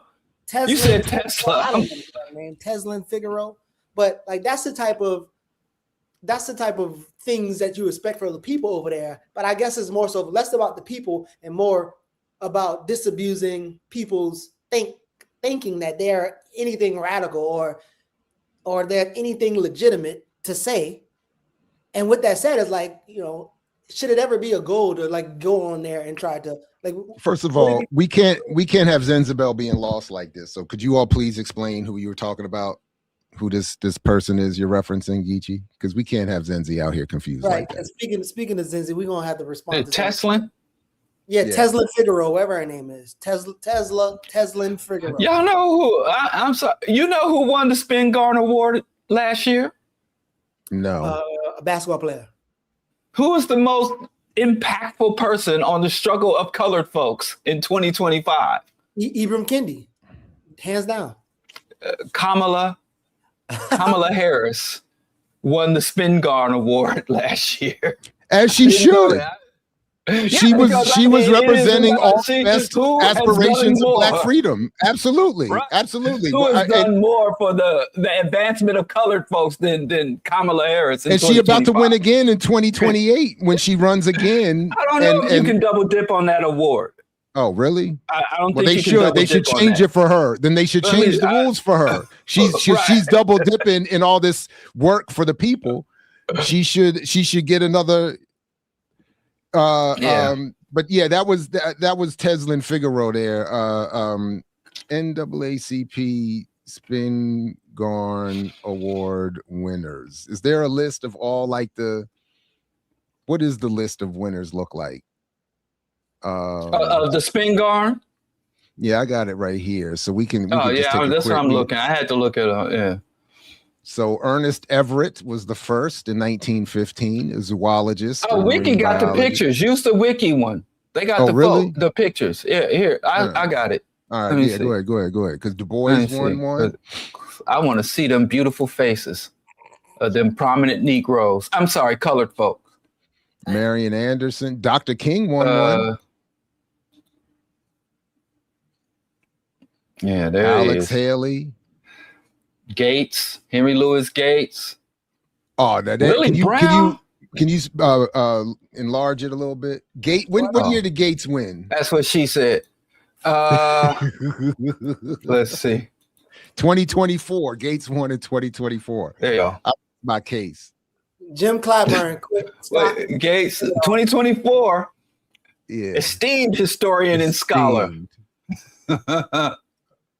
I do know that they said literary scholar. I appreciate that they said literary scholar, not historian, not Black studies, not. It does say historian. Oh, it does say. My bad. I take it back. Never mind.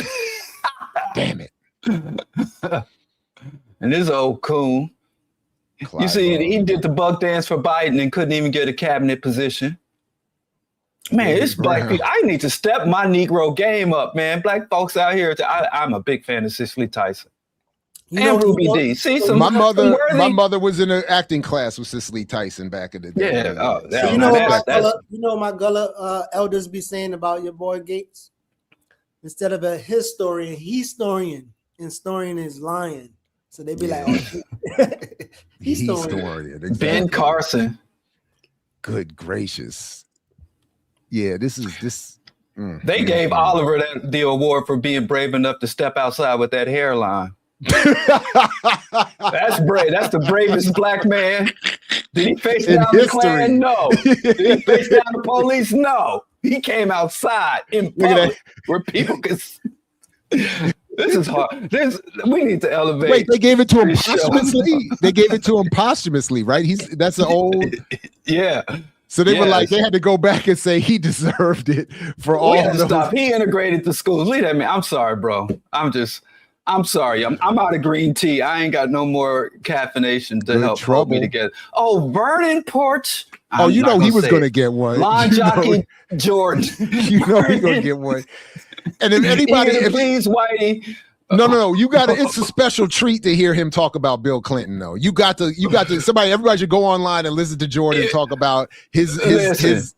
You will never hear somebody love on somebody when you hear Jordan talk about Bill Clinton. Vernon in their life. I wish I had me a Vernon. Somebody to talk about me the way he talks about Bill Clinton. Absolutely. You can find you somebody. It's a pretty, I know. Oh, John Hope Franklin. Shout out. I have a fondness for John Hope. It's some good people Dorothy on here. They ain't all niggas. Yeah, there's some worthy. Oh, Colin. Master Colin Powell. Like Del Jones said, when your mom be full of shit. Yes, his mama named because he know he full of shit. Oh, Jesse. Messy. Oh, not Bill Cosby. Oh. And they didn't take it back either. Nope. Oh, and there's Coon, Tom the Coon Bradley. Yes. Oh my goodness. Elijah May. Hey, that's in Baltimore, right? Who? Yeah, Benjamin Mays. Mm-hmm. Hey, that's in Baltimore, right? Rosa Parks got it, and okay, now it's pretty typical. Alex, why do you use this picture of Alex Haley? What is going on? That is why. That's the weirdest picture. What is that? What is that? Is that a sailor outfit? What is he wearing? Oh wow! Well, the first ball chaser.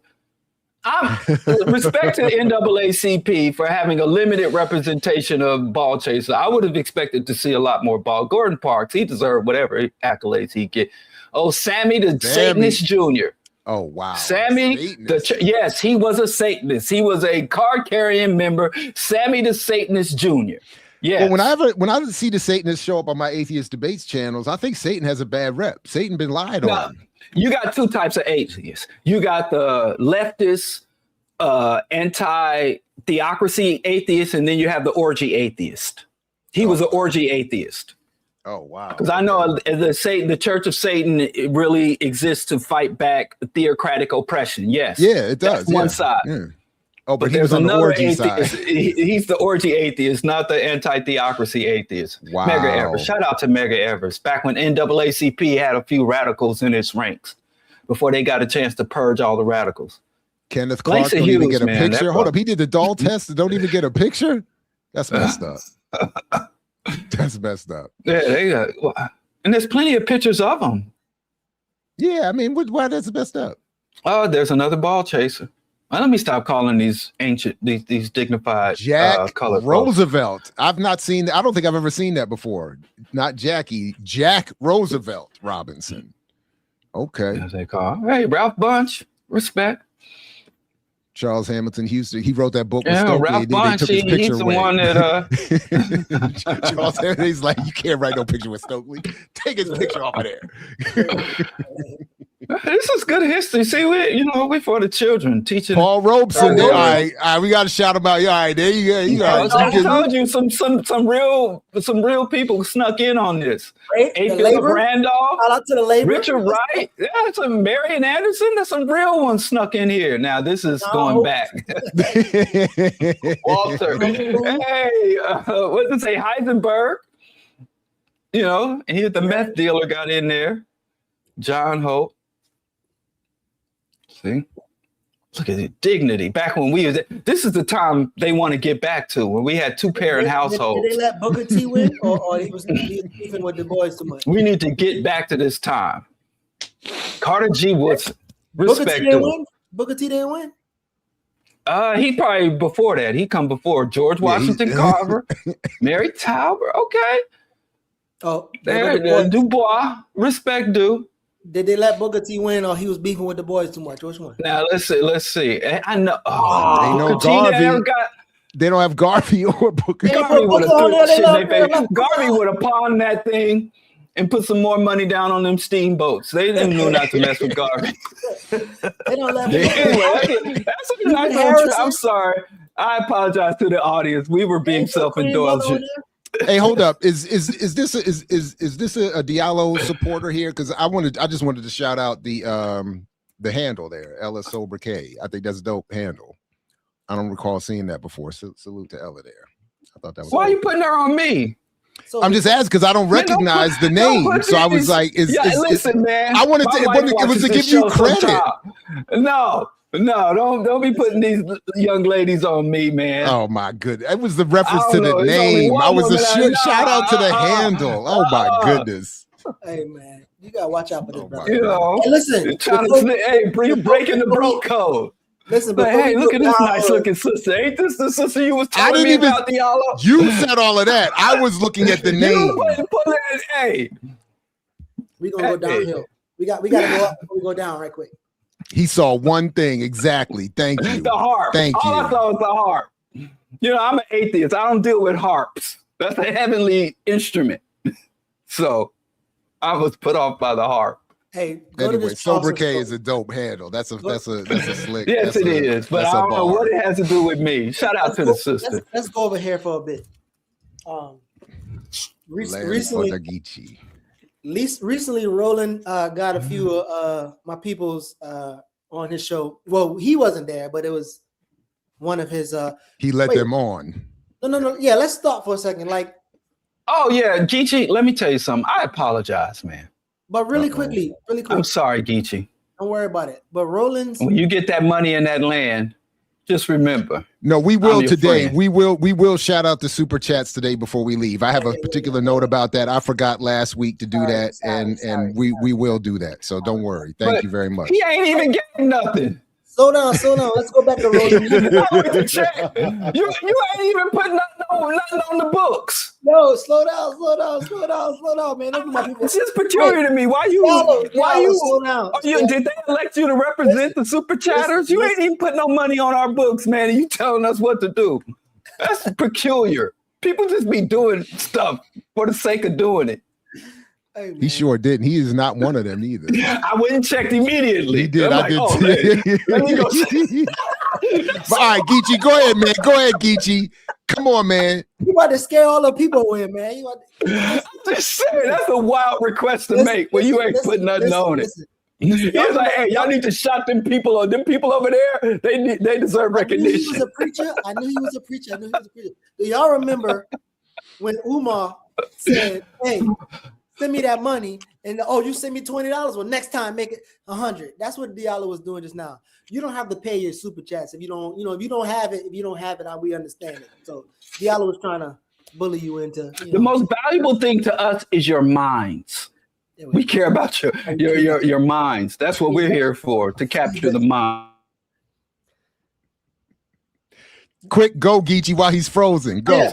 So everything else is gravy. I got a question before I go. So I know. I'm serious about that. Geechee about to get rich, so Geechee don't care. Geechee ain't gonna have to pander no more. He's about to get paid. The demands. We gotta talk about the demands. Listen, be careful when we talking about the demands. Y'all remember these are my people, so slow down. Roland Martin platform. I know he been like gobbling up and buying up a bunch of people in a way. I don't want to say it like that. I'm sorry. I know he been like is he phrasing?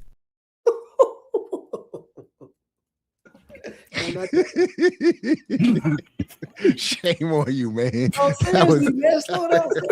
We trying to be serious, man. It's a Sunday. We just ran down the whole list of the most dignified colored people that have ever walked the earth. And let's here learn you from go. the example they set. They didn't sacrifice and struggle for us to be on here like this. And why hasn't Roland gotten an image award, a Spingarn award? Shame on them. Yeah. Listen, Yeah. So I mean, how do you nominate? I got several colored people I want to nominate. In these chat, because I hate these assumptive questions. We're gonna get to Mr. Assumptive Lady. Yeah, but really quickly. So Roland, Jared, and there's a few people that we know that we've been running with that all of them like are under his Roland Power Media or whatever it is, right? So they got different shows. Roly Poly Media. I even see like there's a sister that I know from Charleston. Roly Poly Martin. She's like she worked for MUSC. Like she really known. I don't know if she was the first Black MUSC person. I can't remember, but like she's really known. But she got a segment on Roland show, and they talk about doctors and medical. And so it's like Roland done built something. I don't know if it's an empire over there, but he done built something. And my people are just on one of the shows interview. One of the shows they're interviewing one of the ladies. I don't even know this lady. And so there are a couple of plantations that people. I'm sorry to interrupt you, Geechee. I'm sorry. This is terrible, but I am noticing, and thank you all very much, that Roland is currently live and with fewer than in his live than we have in ours right now. So I just want to.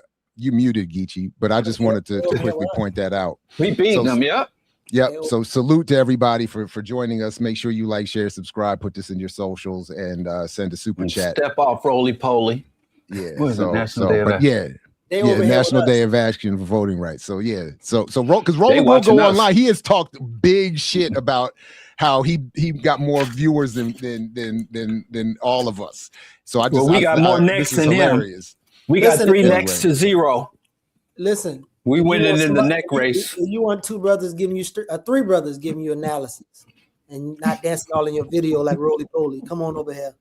I know you're looking at both screens, so you might as well just leave the screen and come on. There's a lot of AI in his thumbnails too. That's wild. I didn't know why, but anyway. So yeah, I'm just showing. I was showing the empire he's built that you were talking about. I mean, Michael Ihimhotep. What's the remember him? Wasn't he in the Irritated Genie Spaces? Was he? Don't say that man's name. He is very litigious. He is, as much as he hates the white man, he loves his legal system.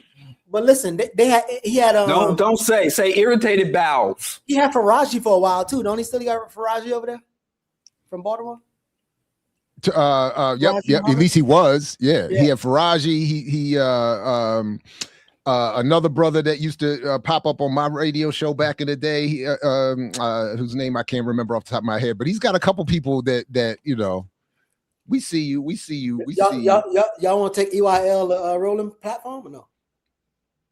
I mean, numbers wise, he might need us. I'm just looking at some of the view counts. Maybe he might want to pick us up. I'm scared. Dr. Fubar ain't never been the same since he sat across from that man. That's maybe. Right, but listen. So yeah. If you go to that clip, there's which clip? the Instagram one, the one on the right. Okay, yeah.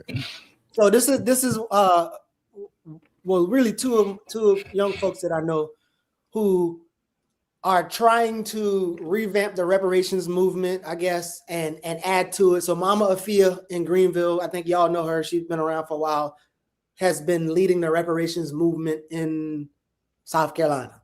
And so for a long time. And so she's kind of integrated too with a group who are going to the 3 plantations. Jenkins, one of them where most people have, not most, I lie. A lot of people have their weddings there. And they're asking to get into the conversation. They're giving them 40 days to get into a conversation about what they are saying, reparations and getting the land back. But the conversation is a little different, mixy, because sometimes they're saying it's money and land or whatever. But this is Akua, who's second half of Geechee Experience. So if you ever follow Geechee Motivator, and then Geechee Experiences and Sun Show, they are one of the ones who created Geechee Experience, Akua and Chris, and then they came up with this Gullah flag. So why is he talking about himself in the third person? Slow down, man. Anyway, and then they have a Gullah flag or whatever. Anyway, so if anybody knows, this is one of the people who founded Geechee Experience, who used to do all the Geechee videos or all these other things. This is her speaking with Chris, who's a Black Lives Matter Charleston organizer in Charleston. But go ahead. To lead that charge with reparations, because Charleston was the capital of the slave trade. Like when people look up slavery, research slavery, it points back to Charleston. It was the capital. And so in order to really heal from all that has happened, you have to start the repair process. And that starts with reparations. That starts with transfer of land, giving back to the people. Because essentially you cannot have Gullah Geechee people without land. We're people of like land, water. Like that's how we was able to give birth to a whole new culture when we were brought over here, which Gullah Geechee people were really just a mixture of different West and Central Africans that were forced to come together, and they had to give birth to a whole new culture. And a lot of that culture wouldn't be possible especially American culture, if it was not for Gullah Geechee people. And when people look at rice in America, that would not be possible, wasn't for Gullah Geechee people. But now you go all over the United States, some cultures are always eating rice. But we were the ones who brought that over here. And so it's so important that we preserve this history and preserve this culture, because we are really one of the backbones of America. So did y'all get to read the article? Yeah. And I'm gonna put it in the chat too. Now remember the Sankofa Declaration. No, this is the capital B. The Gullah Geechee community demands 7,000 acres of land. But you didn't send me that. I didn't see that either. Oh, I'm Where so was sorry. this? My bad. That's my Geechee, fault. you are always setting people up. My bad, but I would assume that y'all did your research on it. But I just. Oh wow! Jared, my bad. Did you read the article that I didn't send you? I just assumed you would have found now it we anyway. gotta sit here like Dr. Bryant and pretend we know something we don't. Oh yes, thank you. Let me get the standard fight sheet. Yeah. You got to get get the standard fight sheet. You did not send it. I'm looking at it right now. You never. I was looking at the sheet too. I didn't see the this declaration. Oh yeah, I might have. My bad. That's my bad. It's not. You did that on. But now we got it. Okay. No, really, the floor is yours. See, Geechee get lined up for some money. He sees some money in his near future, and now he acting brand new. Listen. When you read this, you're gonna see that ain't no money right now. So anyway, it's coming. 7,000 acres. Those are hectares. Them ain't acres. So the other point is, and if y'all ever been to Charleston, right? It's multiple things that has drastically changed, like the markets, more Black people being pushed out. Like instead of like you ever got sweetgrass rolls and baskets, the young boys, they make those. They get pushed out. I think literally the last time I saw them was a long time ago. There was a police chasing a little flower boy, and he couldn't catch him because he was big and whack. He's like, I hope you get hit by a fucking car or whatever. So it's like it was really a lot of aggression downtown, pretty much pushing all the Black merchants and retailers out so that when the tourists come in, they can be able to, not see Black people. On that, there's these tours. People, when they come to Charleston, they want to take tours. There's some really good historians, Damon and a few other people that do really good stuff. But essentially, they're trying to talk about the industry of tourism too. So they're saying we want to take the plantation, we want to be in dialogue about it. 2 of the 3 plantations already reached out and say we can go into dialogue. And this is in this article, we can go into dialogue. We can have conversations. We want to preserve history. But so far they ain't make no statements about anything about no damn land, or money or whatever. And all the interviews that I'm looking and Chris is supposed to hit me back because he want to talk more deeply about it. But when I watched the whole Roland interview, it was I don't know. There's a lot of questions that I have in terms of intentional tactic and why Roland would even have this on in the first place, because in the interview he mentioned something like, well, if this don't happen in 40 days, we can escalate or something like that. Then he was like, well, I'm not gonna say what we're gonna do on TV with it. I'm just really not sure what that was going on. But I wonder if y'all was able to see anything about some of this Charleston reparations movement. I think I did. And what I was going to try to find quickly, something that was just sent me from one of our other leading thought leaders, about one of our leading thought leaders and their commentary around the vote. And I don't think I'm going to find it this quickly, but essentially it was a recent statement from Isaac Hayes III, our leading thought leader, on getting around, on staying away from the, oh man, where is it? This would have been great if I had prepared this, if we had known that, if all of this had been thought through just a little bit, I'd have had this part here ready. But essentially, it's Isaac Hayes saying something about why Black people should not. What's going on? I'll see you telling. So why Black people should not pay attention to third parties. And it was another one of those things about there's only two parties in most societies. Most multi-party societies only have two that end up being the thing.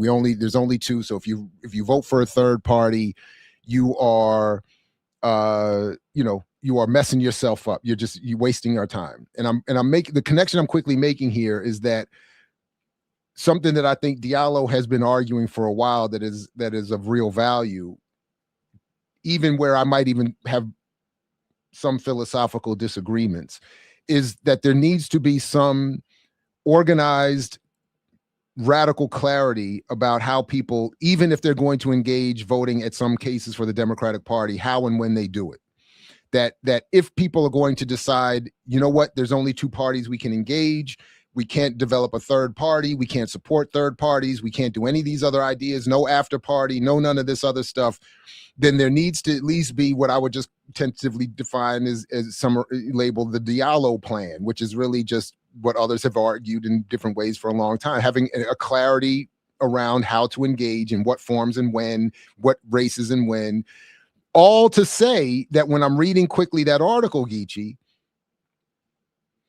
and it brings up this point here that about the amount of money generated in Charleston by tourism in 1 year, $14 billion in tourism in 2024. What I would rather see, instead of what I think this article is arguing, instead of there being a move to have the land that is generating that wealth broken up and handed in some parcels to Black ownership, with the fantasy that parcel will generate wealth that would be meaningful to an entire Black community, is I think a mistaken approach. I think a more appropriate approach would be to go back and to say, whether I own any of that land or not, 14 billion is generated in this state every year just from tourism. Where is our cut? Keep your name on the property if you want to, or give it to me in mine. Either way, the wealth that is generated from all of this needs to be divided up in a way that there allows for no poverty, houselessness, people without health care, quality schools, That should solve all of that right there. Then we can go back and have other conversations about whose name to put on it, who can be in charge and all this and that and third. Because what would happen is so they said give 7,000 acres to Black people. What then happens? This goes back to the argument and to the point that 2Black has been making around the supply chain piece, and that I, to a lesser extent, have been making in my own work. If you have Black ownership of the land, you're still going to need to buy product, technology. You're still going to pay, some sort of bills. You're still going to need feed. You're still going to need gas. In other words, the white-owned economy is still going to come into play. You're not in some autonomous. And then are all of these white tourists who are bringing these billions of dollars, are they going to come to this black property? Are they going to keep coming in the same way? So in all of that, instead of just saying 14 billions over, what are we arguing for? Where's my cut? And that should be the political move. And I'll stop there. Diallo, let me set you up real quick. And you're on mute anyway, Diallo. Let me set you up. But Jared, could you go to the bottom of that page? There's a so, and while you're finding that, I want to acknowledge, like, I've seen this, and I've been talking to some of the folks there. And again, one of the Marcus, I'm sorry, I miss labor. Marcus, we was talking earlier, and we're supposed to talk more. So just to be clear, I don't know all of their objectives, tactics, or whatever, and I don't know what work they're carrying on from Mama Ife in Greenville, but based off of what I'm reading and what we'll talk about later, to all those points Jared's made, this must be mine. Even if they are organized to do something, right? Diallo, I want you to answer. It undermines it. So there is no showing up. Something playing back. Yeah. I don't know what that was, but we what I see the demand is here, Jared, at the bottom. If you I think I highlighted what you were looking for, right? Isn't this the line? Capital B reached out to all 3 plantations. Magnolia Plantation did not respond. Middleton Place and Boone Hall said they are willing to work with the community. So again, they're Diallo, there's 3 of these plantations. And they're like reaching out to go to the plantations to do this thing, get this land back, or whatever the case may be. Now, in all of our studies and readings and what we do, there's these plantations, and then there's the state. And I wonder what you're thinking as it relates to, okay, even if they were organized and they're ready to do a thing, like, is that the method? Like, you're going to go to the corporations, or you're going to go to the state? You can do both. Like, to me, plantation tourism industry is weird as fuck to exist. And the fact that, like you said, if you look at, what do they call it? Krakow was razed to the ground. So you go to Krakow, you're looking at rubble. So you can't go there and have a wedding or some picnic or party at a fucking concentration camps. So the fact that this is some Americana nostalgia shit, to me, regardless, nobody should own it, because this shouldn't exist. It's hard for me to develop an opinion about who should generate profit off of one of the greatest atrocities visited upon humanity, especially since it's not in our rear view. We're still deeply steeped in the consequences and fallout from chattel slavery, as the federal government seeks to re-enslave us. And then going, where they talk about neo-fascism as retro-Americanism. So it's very hard for me to try to speak about who should or shouldn't. That shit should be burnt to the fucking ground and rendered to the academic component for studying the psychology and mentality and culture that could create such a long-standing atrocity. So I think the what they do in Poland and what they do in Germany, as far as the tourism related to the atrocities of World War II, I think that's the way it should be handled. So I'm the wrong person to ask, because if it was up to me, I'm kind of like Jared. I don't want you to get rich, Geechee. I think working class Geechee is an asset to the people, and I think that shit should be raised. And I don't think anybody should own that shit. Sorry. No, I agree. Now listen. That's bars. That's exactly right. So let me see if I can do this right. So because again, I already know the text messages I'm gonna get. I know the calls I'm gonna get. I already know all the people thinking about you about to get rich. All these ladies about to be, hey, Geechee, you busy this weekend? No, that's the joke. That's the joking part. I'm talking about the serious part. Like the people who doing what? The people who doing. I'm sick of being accused of not being serious. Nah, because you ain't serious right now. But I am. I stand on business. Let me finish what I'm saying. Because you like to do that, so I can forget what I'm trying to ask. I'm sorry, Geek. I apologize. Don't forget me when you get paid. I sure will. You and Yvette Carnell. Don't forget us. What was I gonna ask? I forgot already. But because you're gonna get these text messages and people saying they're doing the serious work, and then here come your boys Diallo and Jared talking shit about us and they ain't shit. And why are you working with them? There we go. So again, because there's people in all of our movements. We know about the Black Belt thesis. We know about Malcolm X grassroots movement. I think Mama Fia is adjacent. I think so. I can't remember, but I really think Mama Fia might, and I'll check in with her, but I think she might be. If she's not active, she used to be with Malcolm X grassroots movement. And so she was. Yeah, absolutely. Okay. Yeah. So the land question and struggle. There's ideology and organizations forming and work behind this type of stuff, right? And Jared talks about this method, or Jared, you talk about this existential crisis, right? And from here to burn down seems like a long haul, right? And so if one of these people are arguing, Jared, that, well, the method is we're not going to keep the plantation and name it whatever. We're going to reclaim the land and we're going to name it what we name it.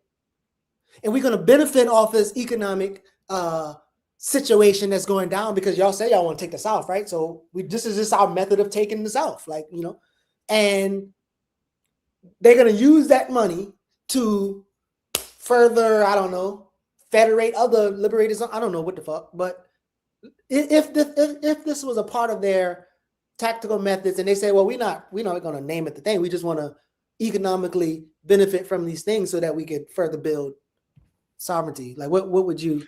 But again, I think, and I for all jokes aside, I'm being very serious here that I want to appreciate the distinction in my argument and Diallo's and acknowledge the layers here at minimum. And it depends on how you would want to rephrase, but I would say at minimum, the argument should be mine. And I'm taking a bare minimum, publicly acceptable, overt, legal, perfectly safe, maybe slightly left of center argument that just says the $14 billion, you've already you all, meaning you reporting this, said it's already $14 billion every year is made from tourism from this shit. Why? All I'm saying is pay off all our debt. Get rid of the hood, fix the community, fix the school. I think another level is what Diallo's talking about. If you are at a level of some sort of actual national concern, at least claimed, because I don't really believe Germany at all, but let's say a claimed national concern that you want to take advantage of to Holocaust wash your image in the contemporary and moment and future, then you would take Diallo's point and say, burn the shit to the ground, put up, I don't know if Diallo, you could correct me on it, put up some sort of educational center on the land that you could have be the hub of this tourism that's going to continue to rake in these billions, and then have that redistribute and teach people the history accurately and overcome the thises and the that's. And here's the legacy still playing out today that your $14 billion is helping to address. That would be it. And then just very quickly to the in terms of the messages I'm sure you are going to get. After the little bit of the jokes and the laughter, I think what we're offering here is what should be seen as a legitimate discussion, political discussion that should be taking place. How are we defining, even in that story, they're again pointing back to that same, I think, silly thing in Evanston, Illinois of $25,000 to a few homes for Black people to buy and calling that reparations. Instead of us having a serious discussion about what are reparations, what would we accept as reparations, who do we allow to run around here in various spaces claiming that what they're doing is for us and for reparative justice. I think we're offering up part of what should be the public discussion here. it's not, we're not hating on anybody or just, or being disrespectful. We're just, I think what we're doing is saying we have a slightly different view, and we would like to advocate that our movements and politics and communities go in certain different directions. That's it.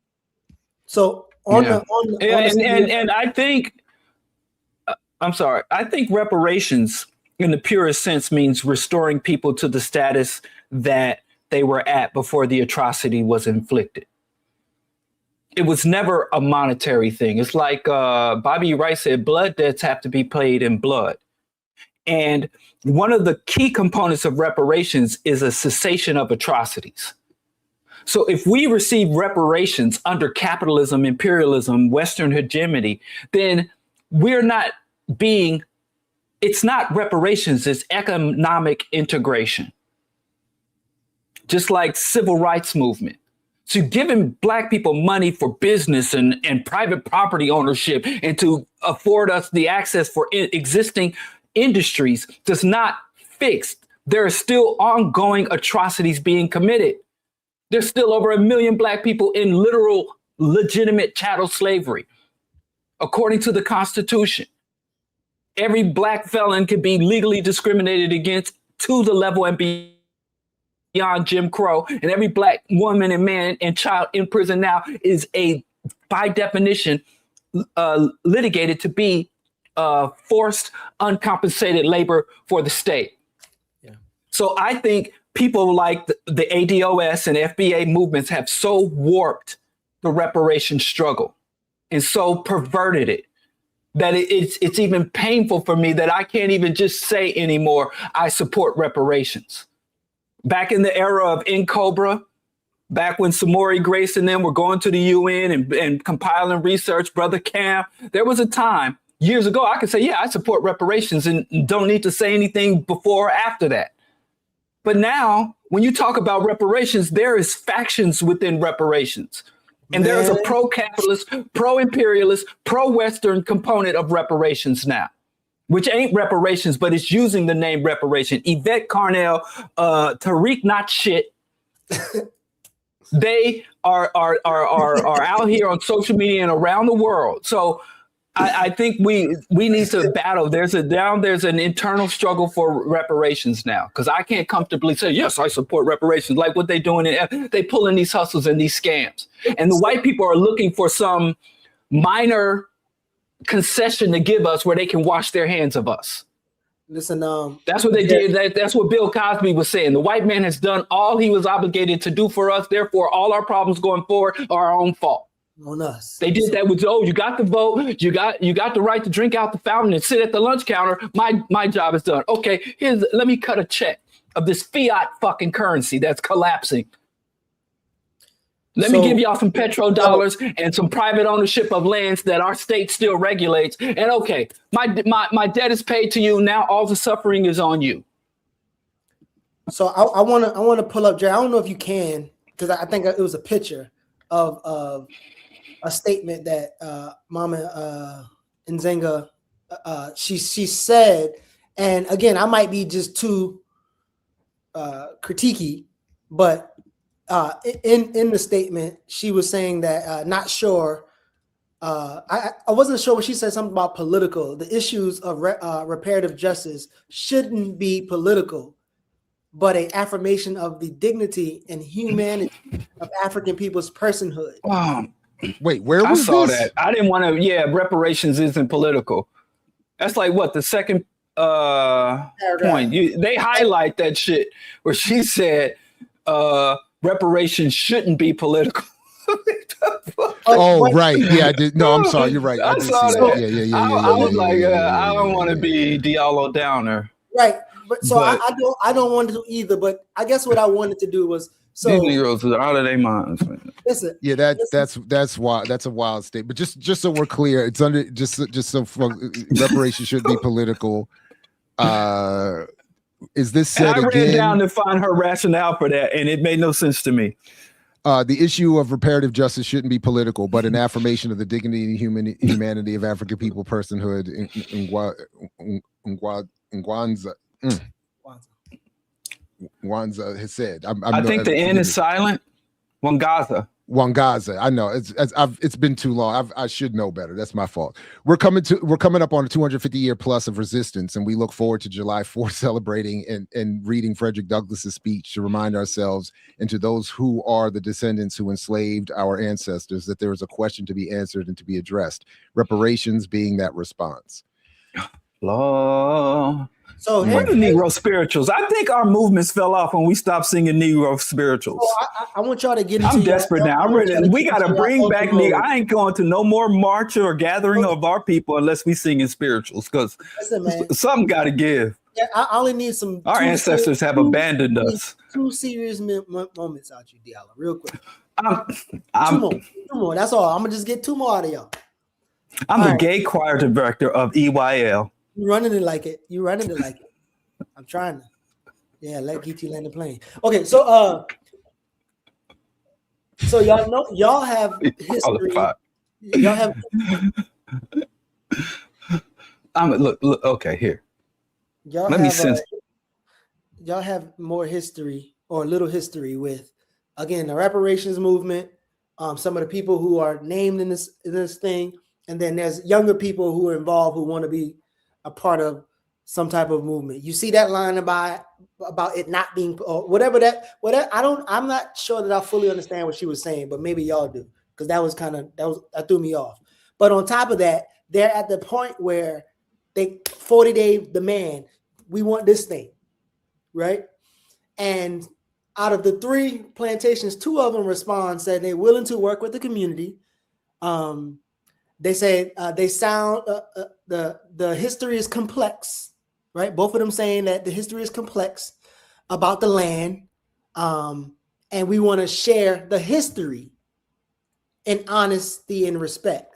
So that's the kind of answer that they got right now. So if y'all could let me look. I've just because I've come off of this Winnie Mandela Netflix series. It's fresh in my head here. We should be, and I think we should apply some of the analysis applied there, specifically around the Truth and Reconciliation Commission in the post-apartheid era, where even Desmond Tutu had to acknowledge we can't do in South Africa what was done in Germany in the Nuremberg trials because we didn't win.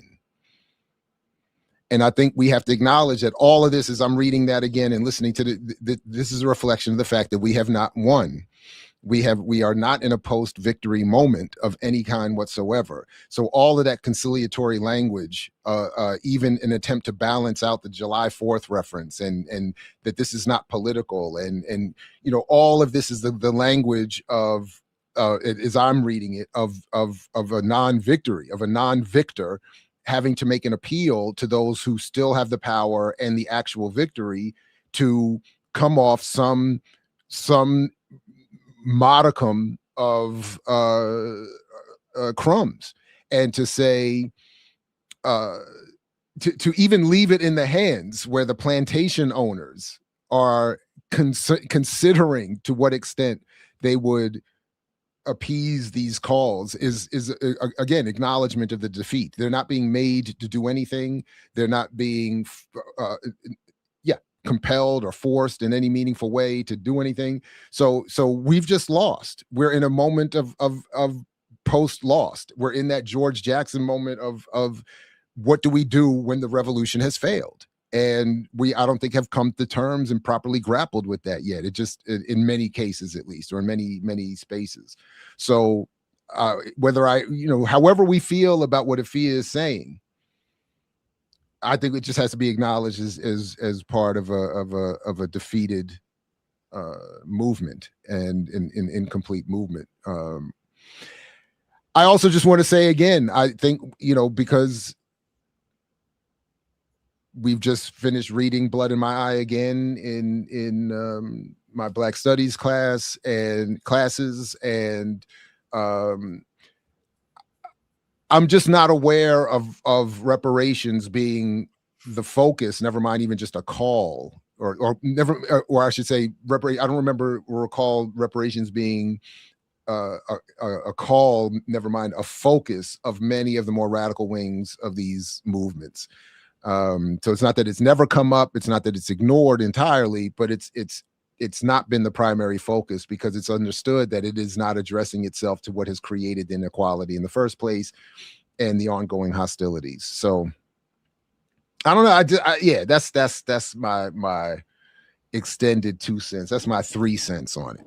And so you believe that's why, I guess analytically, that's why that argument will end up on a Roland Martin show, like, because it's kind of like, absolutely. I mean, it's easy because again, when you say, to Diallo's point, and I think it's another good one, and I'm gonna have to stop. This is too much, compliments for Diallo in one show.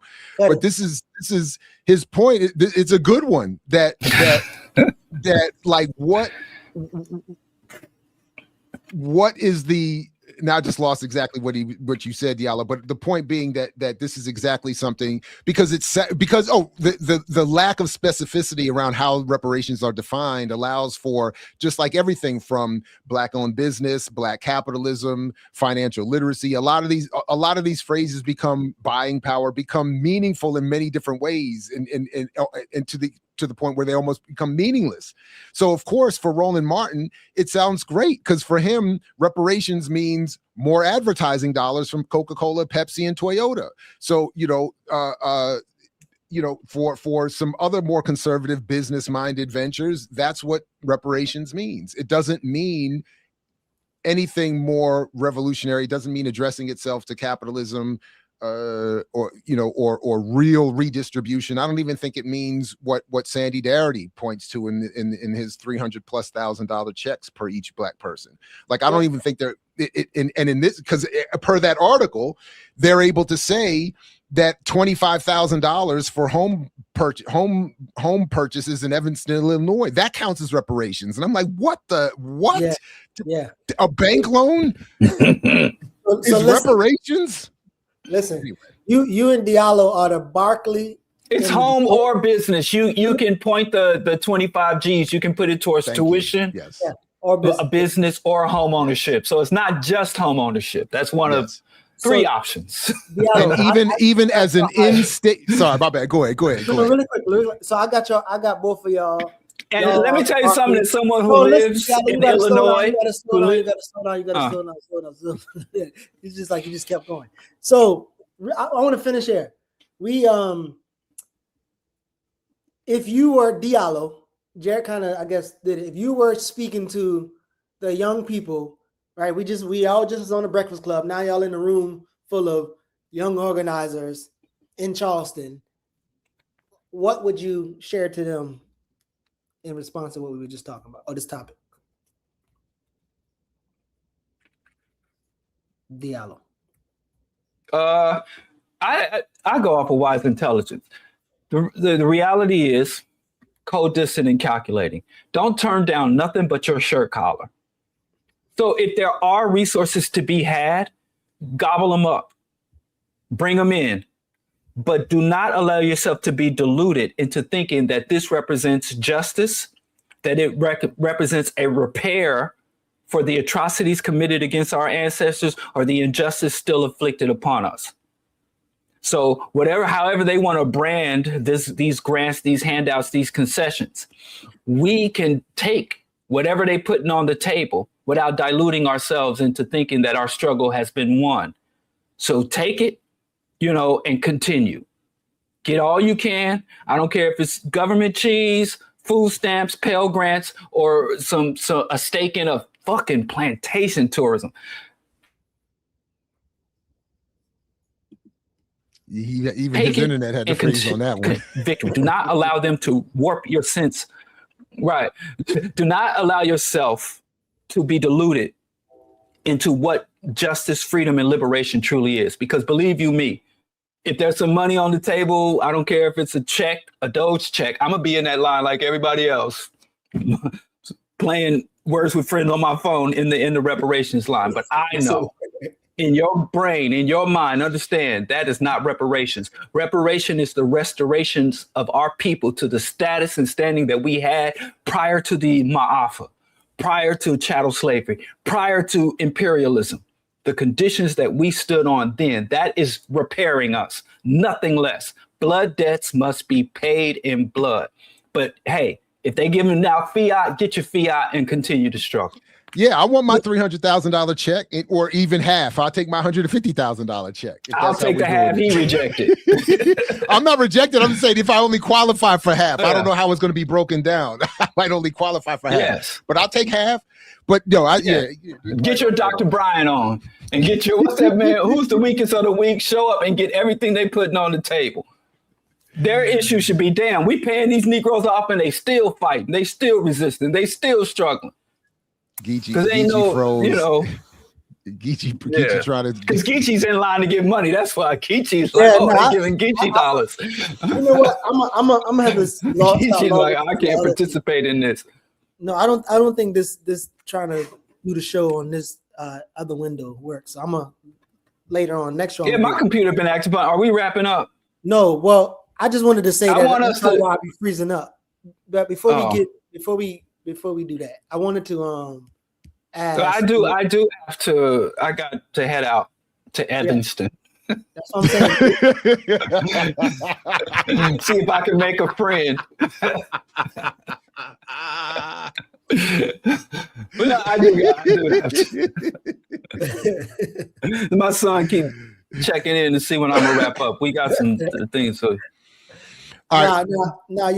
Only thing we had was if y'all wanted to respond to those comments, the assumptions and questions about EYL, the David Banner and Money Mississippi, that can wait. Oh, that's good. Yeah, we can push that in, and we can answer deal with the aspersions cast by Zanzibar. We can speak to her curiosity, being in our business. I mean, so can we shout out the super chat? Yeah. The dude who didn't give us a dime wants us to acknowledge so thank you, Luigi 18. Thank you very much. $9.99. Thank you very much. Southside Smitty. That's what's up. Generosity. Brittany. Be Brittany. She always showing up and showing out for life. Love always showing up and sharing out. And then, the Patreon Supreme. Revolutionary. Thank you very much. Comrade Grande. Senecal. Zizzy said your arm too skinny to box with God. That's what she said. That don't matter because God don't exist. So I won before the fight starts. But yeah, I do need to start hitting my push-ups again. So unfortunately, that was it. Oh, thank you, Zero PE. We got folks in the chat wanting y'all to get into Mark. My homegirl, my fellow Diallos. Wait a minute. Nkechi Taifa was on Mark Lamont Hill? Come on, bro. You already know what time it is, bro. Oh, I didn't see they were talking that. about Nkechi Diallo. No. Ooh, No, because rent free in your head, Diallo. Hey man, we share a name. name. Coming in now. Shoot. She was on there. And Nkechi Diallo was on Mark Lamont. What are you talking about? I'm saying I didn't see it. I didn't see Nkechi on it. I didn't see it either. Why y'all responding like y'all shocked though? I don't get it. Is her OnlyFans still up? Oh, stop playing. Don't play with me. That's not I don't funny. play, man. Y'all keep accusing me. I'm dead. Nkechi I'm Taifa does not have an OnlyFans. That's disrespectful. I said Nkechi Diallo. Nkechi Diallo is the one he was talking about. Nah, boy. No, I'm out here too. I'm out here too. Diallo got some messed up. It's still live. Wait a minute. Which Nkechi went on Mark Lamont Hill and which Nkechi Diallo went on Mark Lamont Hill? Yes. And has the OnlyFans. Yes. Okay, so Nkechi Taifa is not involved in any of this. Yeah. Okay, I don't think anybody's talking about her. Okay. Goodness gracious, man. So who's it? Oh, wait, Nkechi. Are you saying Nkechi is Rachel? Wait, what is what? Rachel Dolezal. Yeah, that's her new name. Don't use her slave name. Oh, my bad, Rachel. Don't use her slave name. I didn't. Okay, I didn't get any of that. I apologize. I didn't get any of that. Oh. Why y'all using people's slave names? Then we don't do that in the hood. When a brother or sister change their name, they change their name. I will say this: I am classes are over. If you all want to do a special EYL pop-up during the week, let me know. I'll go watch that. I didn't watch it. I'll go watch it. We'll get a full review of her OF. I'm not a breakdown and analysis. The Mark Lamont Hill interview is what I said. The Mark Lamont Hill interview is what I said. Yeah, you're trying to log off. We about to go, Jared. Calm down. You have all afternoon to do your research. He's like, okay, I'm out of here, and I'll be back with my full Diallo done went from vegan to PETA, and he's trying to make sure that shit. All right, what are you pulling up the question? What's the question? Diallo out here, right? Talking crazy. The one that's in one of the other chat. I guess is in the group chat. What about us not saying anything or whatever the case, whatever that was. So Zenzibel said, I'm really not cool with EYL showing back up on the scene like none of that shit happened. What is not addressed will happen again. Sensi. Oh man, she is in people's business. This is Sensi. Oh my goodness. So I was thinking about how I would want to respond to this publicly because, and I'm not entirely sure.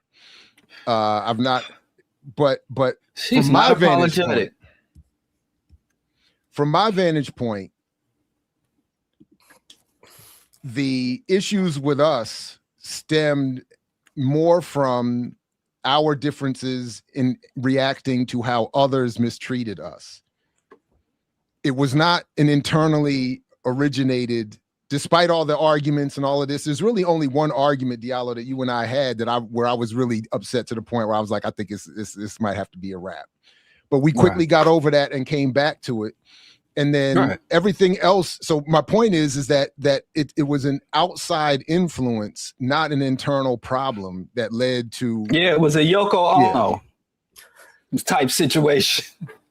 There was an outsider in it. Yeah, I mean, so now I will say the only other thing that I know I definitely want to say is that I cannot. I usually don't like to ask people to take my word for something. But I'll at least say for now that there was definitive evidence, fully 100% demonstrable evidence of efforts among those who were in our satellite spaces working specifically against this particular collaboration.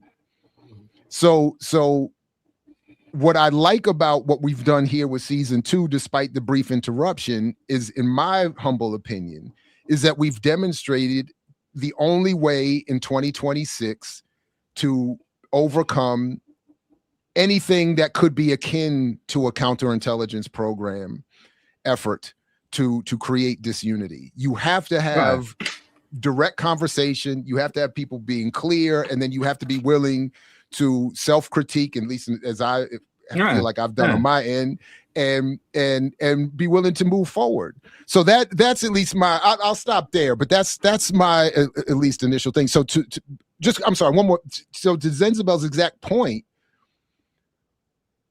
the cause, as I see it, that led to the initial temporary pause of the program. You can't say pause on this show. I thought I could get away with it in that particular context. That was, it has been dealt with because those who are working against this effort are no longer able to. I would just leave it at that. So that's my initial 2 cents on it. I don't know. Yeah. So for me, I think it's kind of the similar awareness of the differences of how we were responding to multiple things. It's been multiple things. And I don't know that we take into account our connection versus how people see us on the platform. Like, so we've been interacting with each other for a long time separately. And then there's relationships got built personally between me and Diallo, me and Jared, and then Jared and Diallo had some type of connection. So us coming together would presuppose that we all have different interests in where we're doing in our lives and where we at and what are we trying to do, whatever. And so all that. So if we're trying to build a cooperative, where we at in our lives, how we believe or whatever, some of those things, as Jared was saying, externally impacted not only our decisions making, our interests, but like the way we thought. Like I might have thought Diallo should have done this. He might have thought I should have done this, and Jared vice versa. Right. Yeah. And so that's the thing. I'm sorry. I'm gonna finish here. And so but even with this show, like I think about how this show, like Jared is right. Like I've been in rooms where I heard people particularly say their whole objective was to boom, do this and do that. And I'm like, so I think it's been our particular show, the way in which we engage with the comments, even the reason why we even answer and respond to this. Like not every show does that. Like where you literally can just, I know we joke about it, but Jared's like, well, Zinzi is confused. Like she could just type her and we put it up and we can stop what we're doing and like respond to her. Like that's something that's sometimes a skill, sometimes a benefit, but sometimes it can be frustrating. And so like that kind of feeds into a lot of the way we respond. And so when we did do that last show, there was conversations around there, additional perspectives. So there's a lot going on, and I just don't know. And to Skip's point, I don't want anybody to assume that we haven't had a conversation. We haven't, whatever. Now, what we do publicly and public versus private, I feel like I guess we're still working that out as a show. Yeah, whatever. Skip dragged us into this room, made it look like we're on 3 different cameras, and made it. He did some Skip pulled a Pooh Shiesty on us. Skip Shiesty. But the reality is, yes, we had individual solutions to a common problem. The show itself was facing common problems that we all agreed were problems, and we all had divergent solutions and remedies. I admit, I was jumping the gun and getting out in front and just trying to scorch earth instead of discussing and coordinating, cooperating, and getting the understanding of Jared and Geechee. But I think we were able to endure because prior to EYL, years prior to EYL, there was a mutual respect and connection prior to that.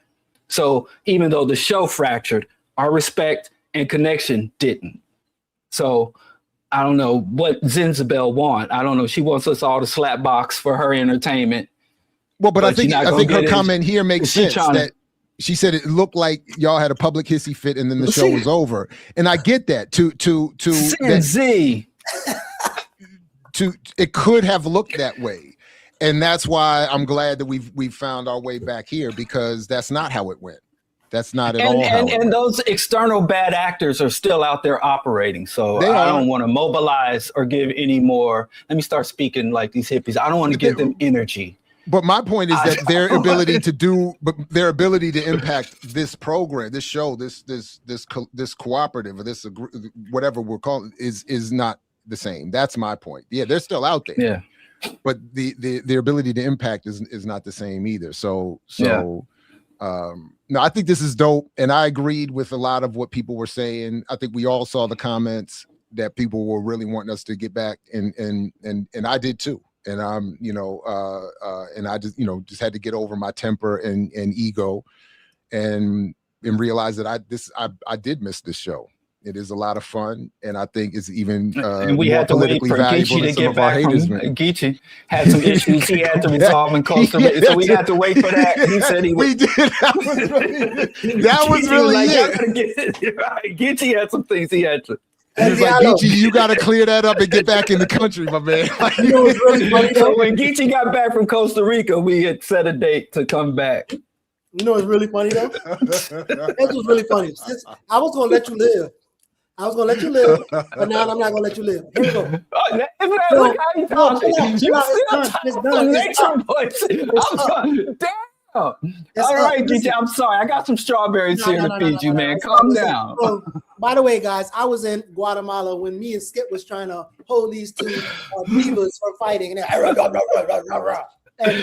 we finally, I had to skip my vacation to try to mediate with them people, right? And we was almost on the verge of moving on as a people, right? Like Malcolm and Martin would say. And Jared agreed. Diallo agreed.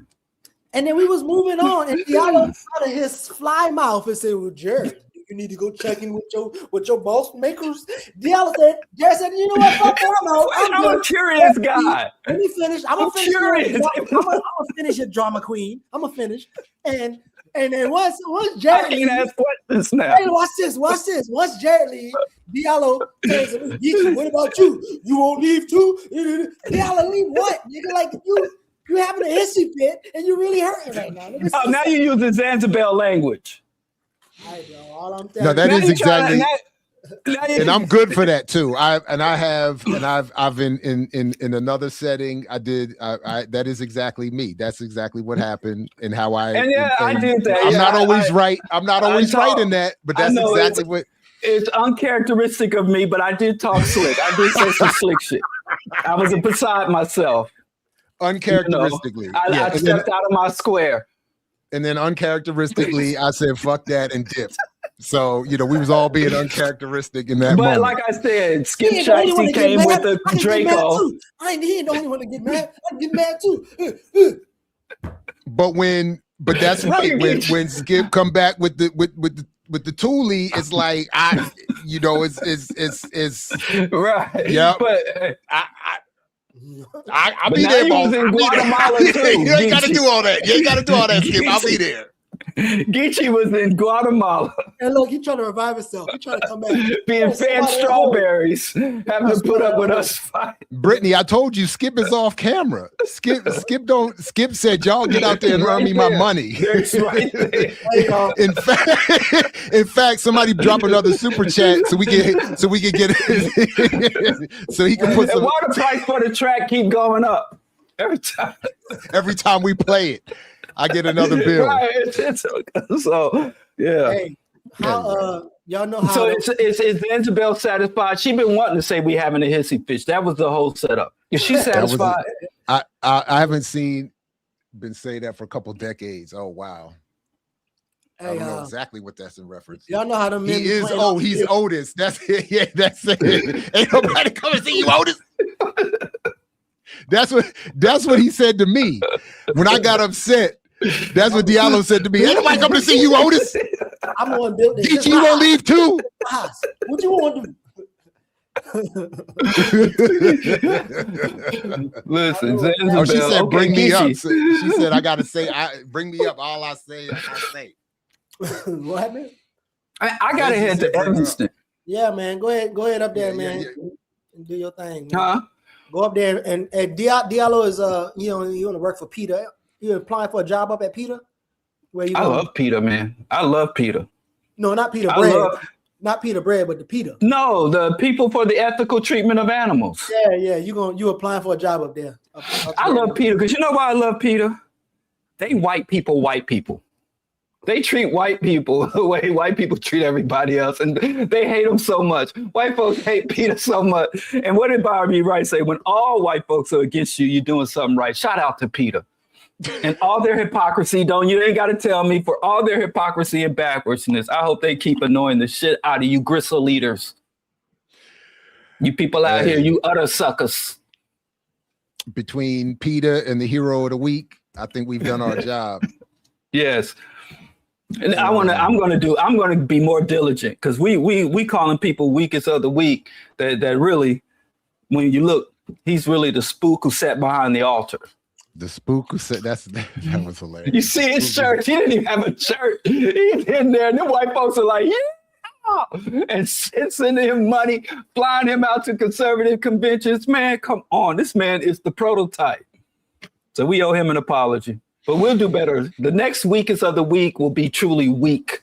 Somebody who is truly the weakest link in our chain. So we're gonna do better next time. It was our first time out the gate. All right. Who's taking us out? Let me see. I messed up last time.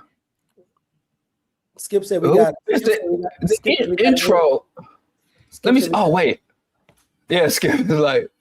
What'd he say? Oh, here it is. He said we don't. Is the intro the same as the outro? It is for now. Okay. So if you can even set it up, you can even set it up. Yeah, set up. I'm ready. Are y'all ready? Y'all Yep, we're ready. enjoy Peace, y'all everybody. Sundays. Likewise. Peace, everybody. I'm so surprised.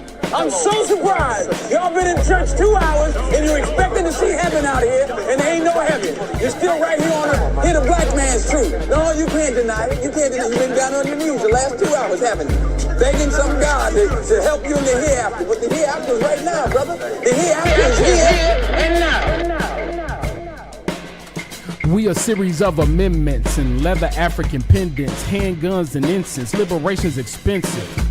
Earned by studying love, books and bloods, the crooks and thugs, the capitalist loves. They the enemies of the people because the words written replace where the innocence was. Searching for knowledge to escape what ignorance does. So we earn liberation by rejecting what was. You got to earn your liberation.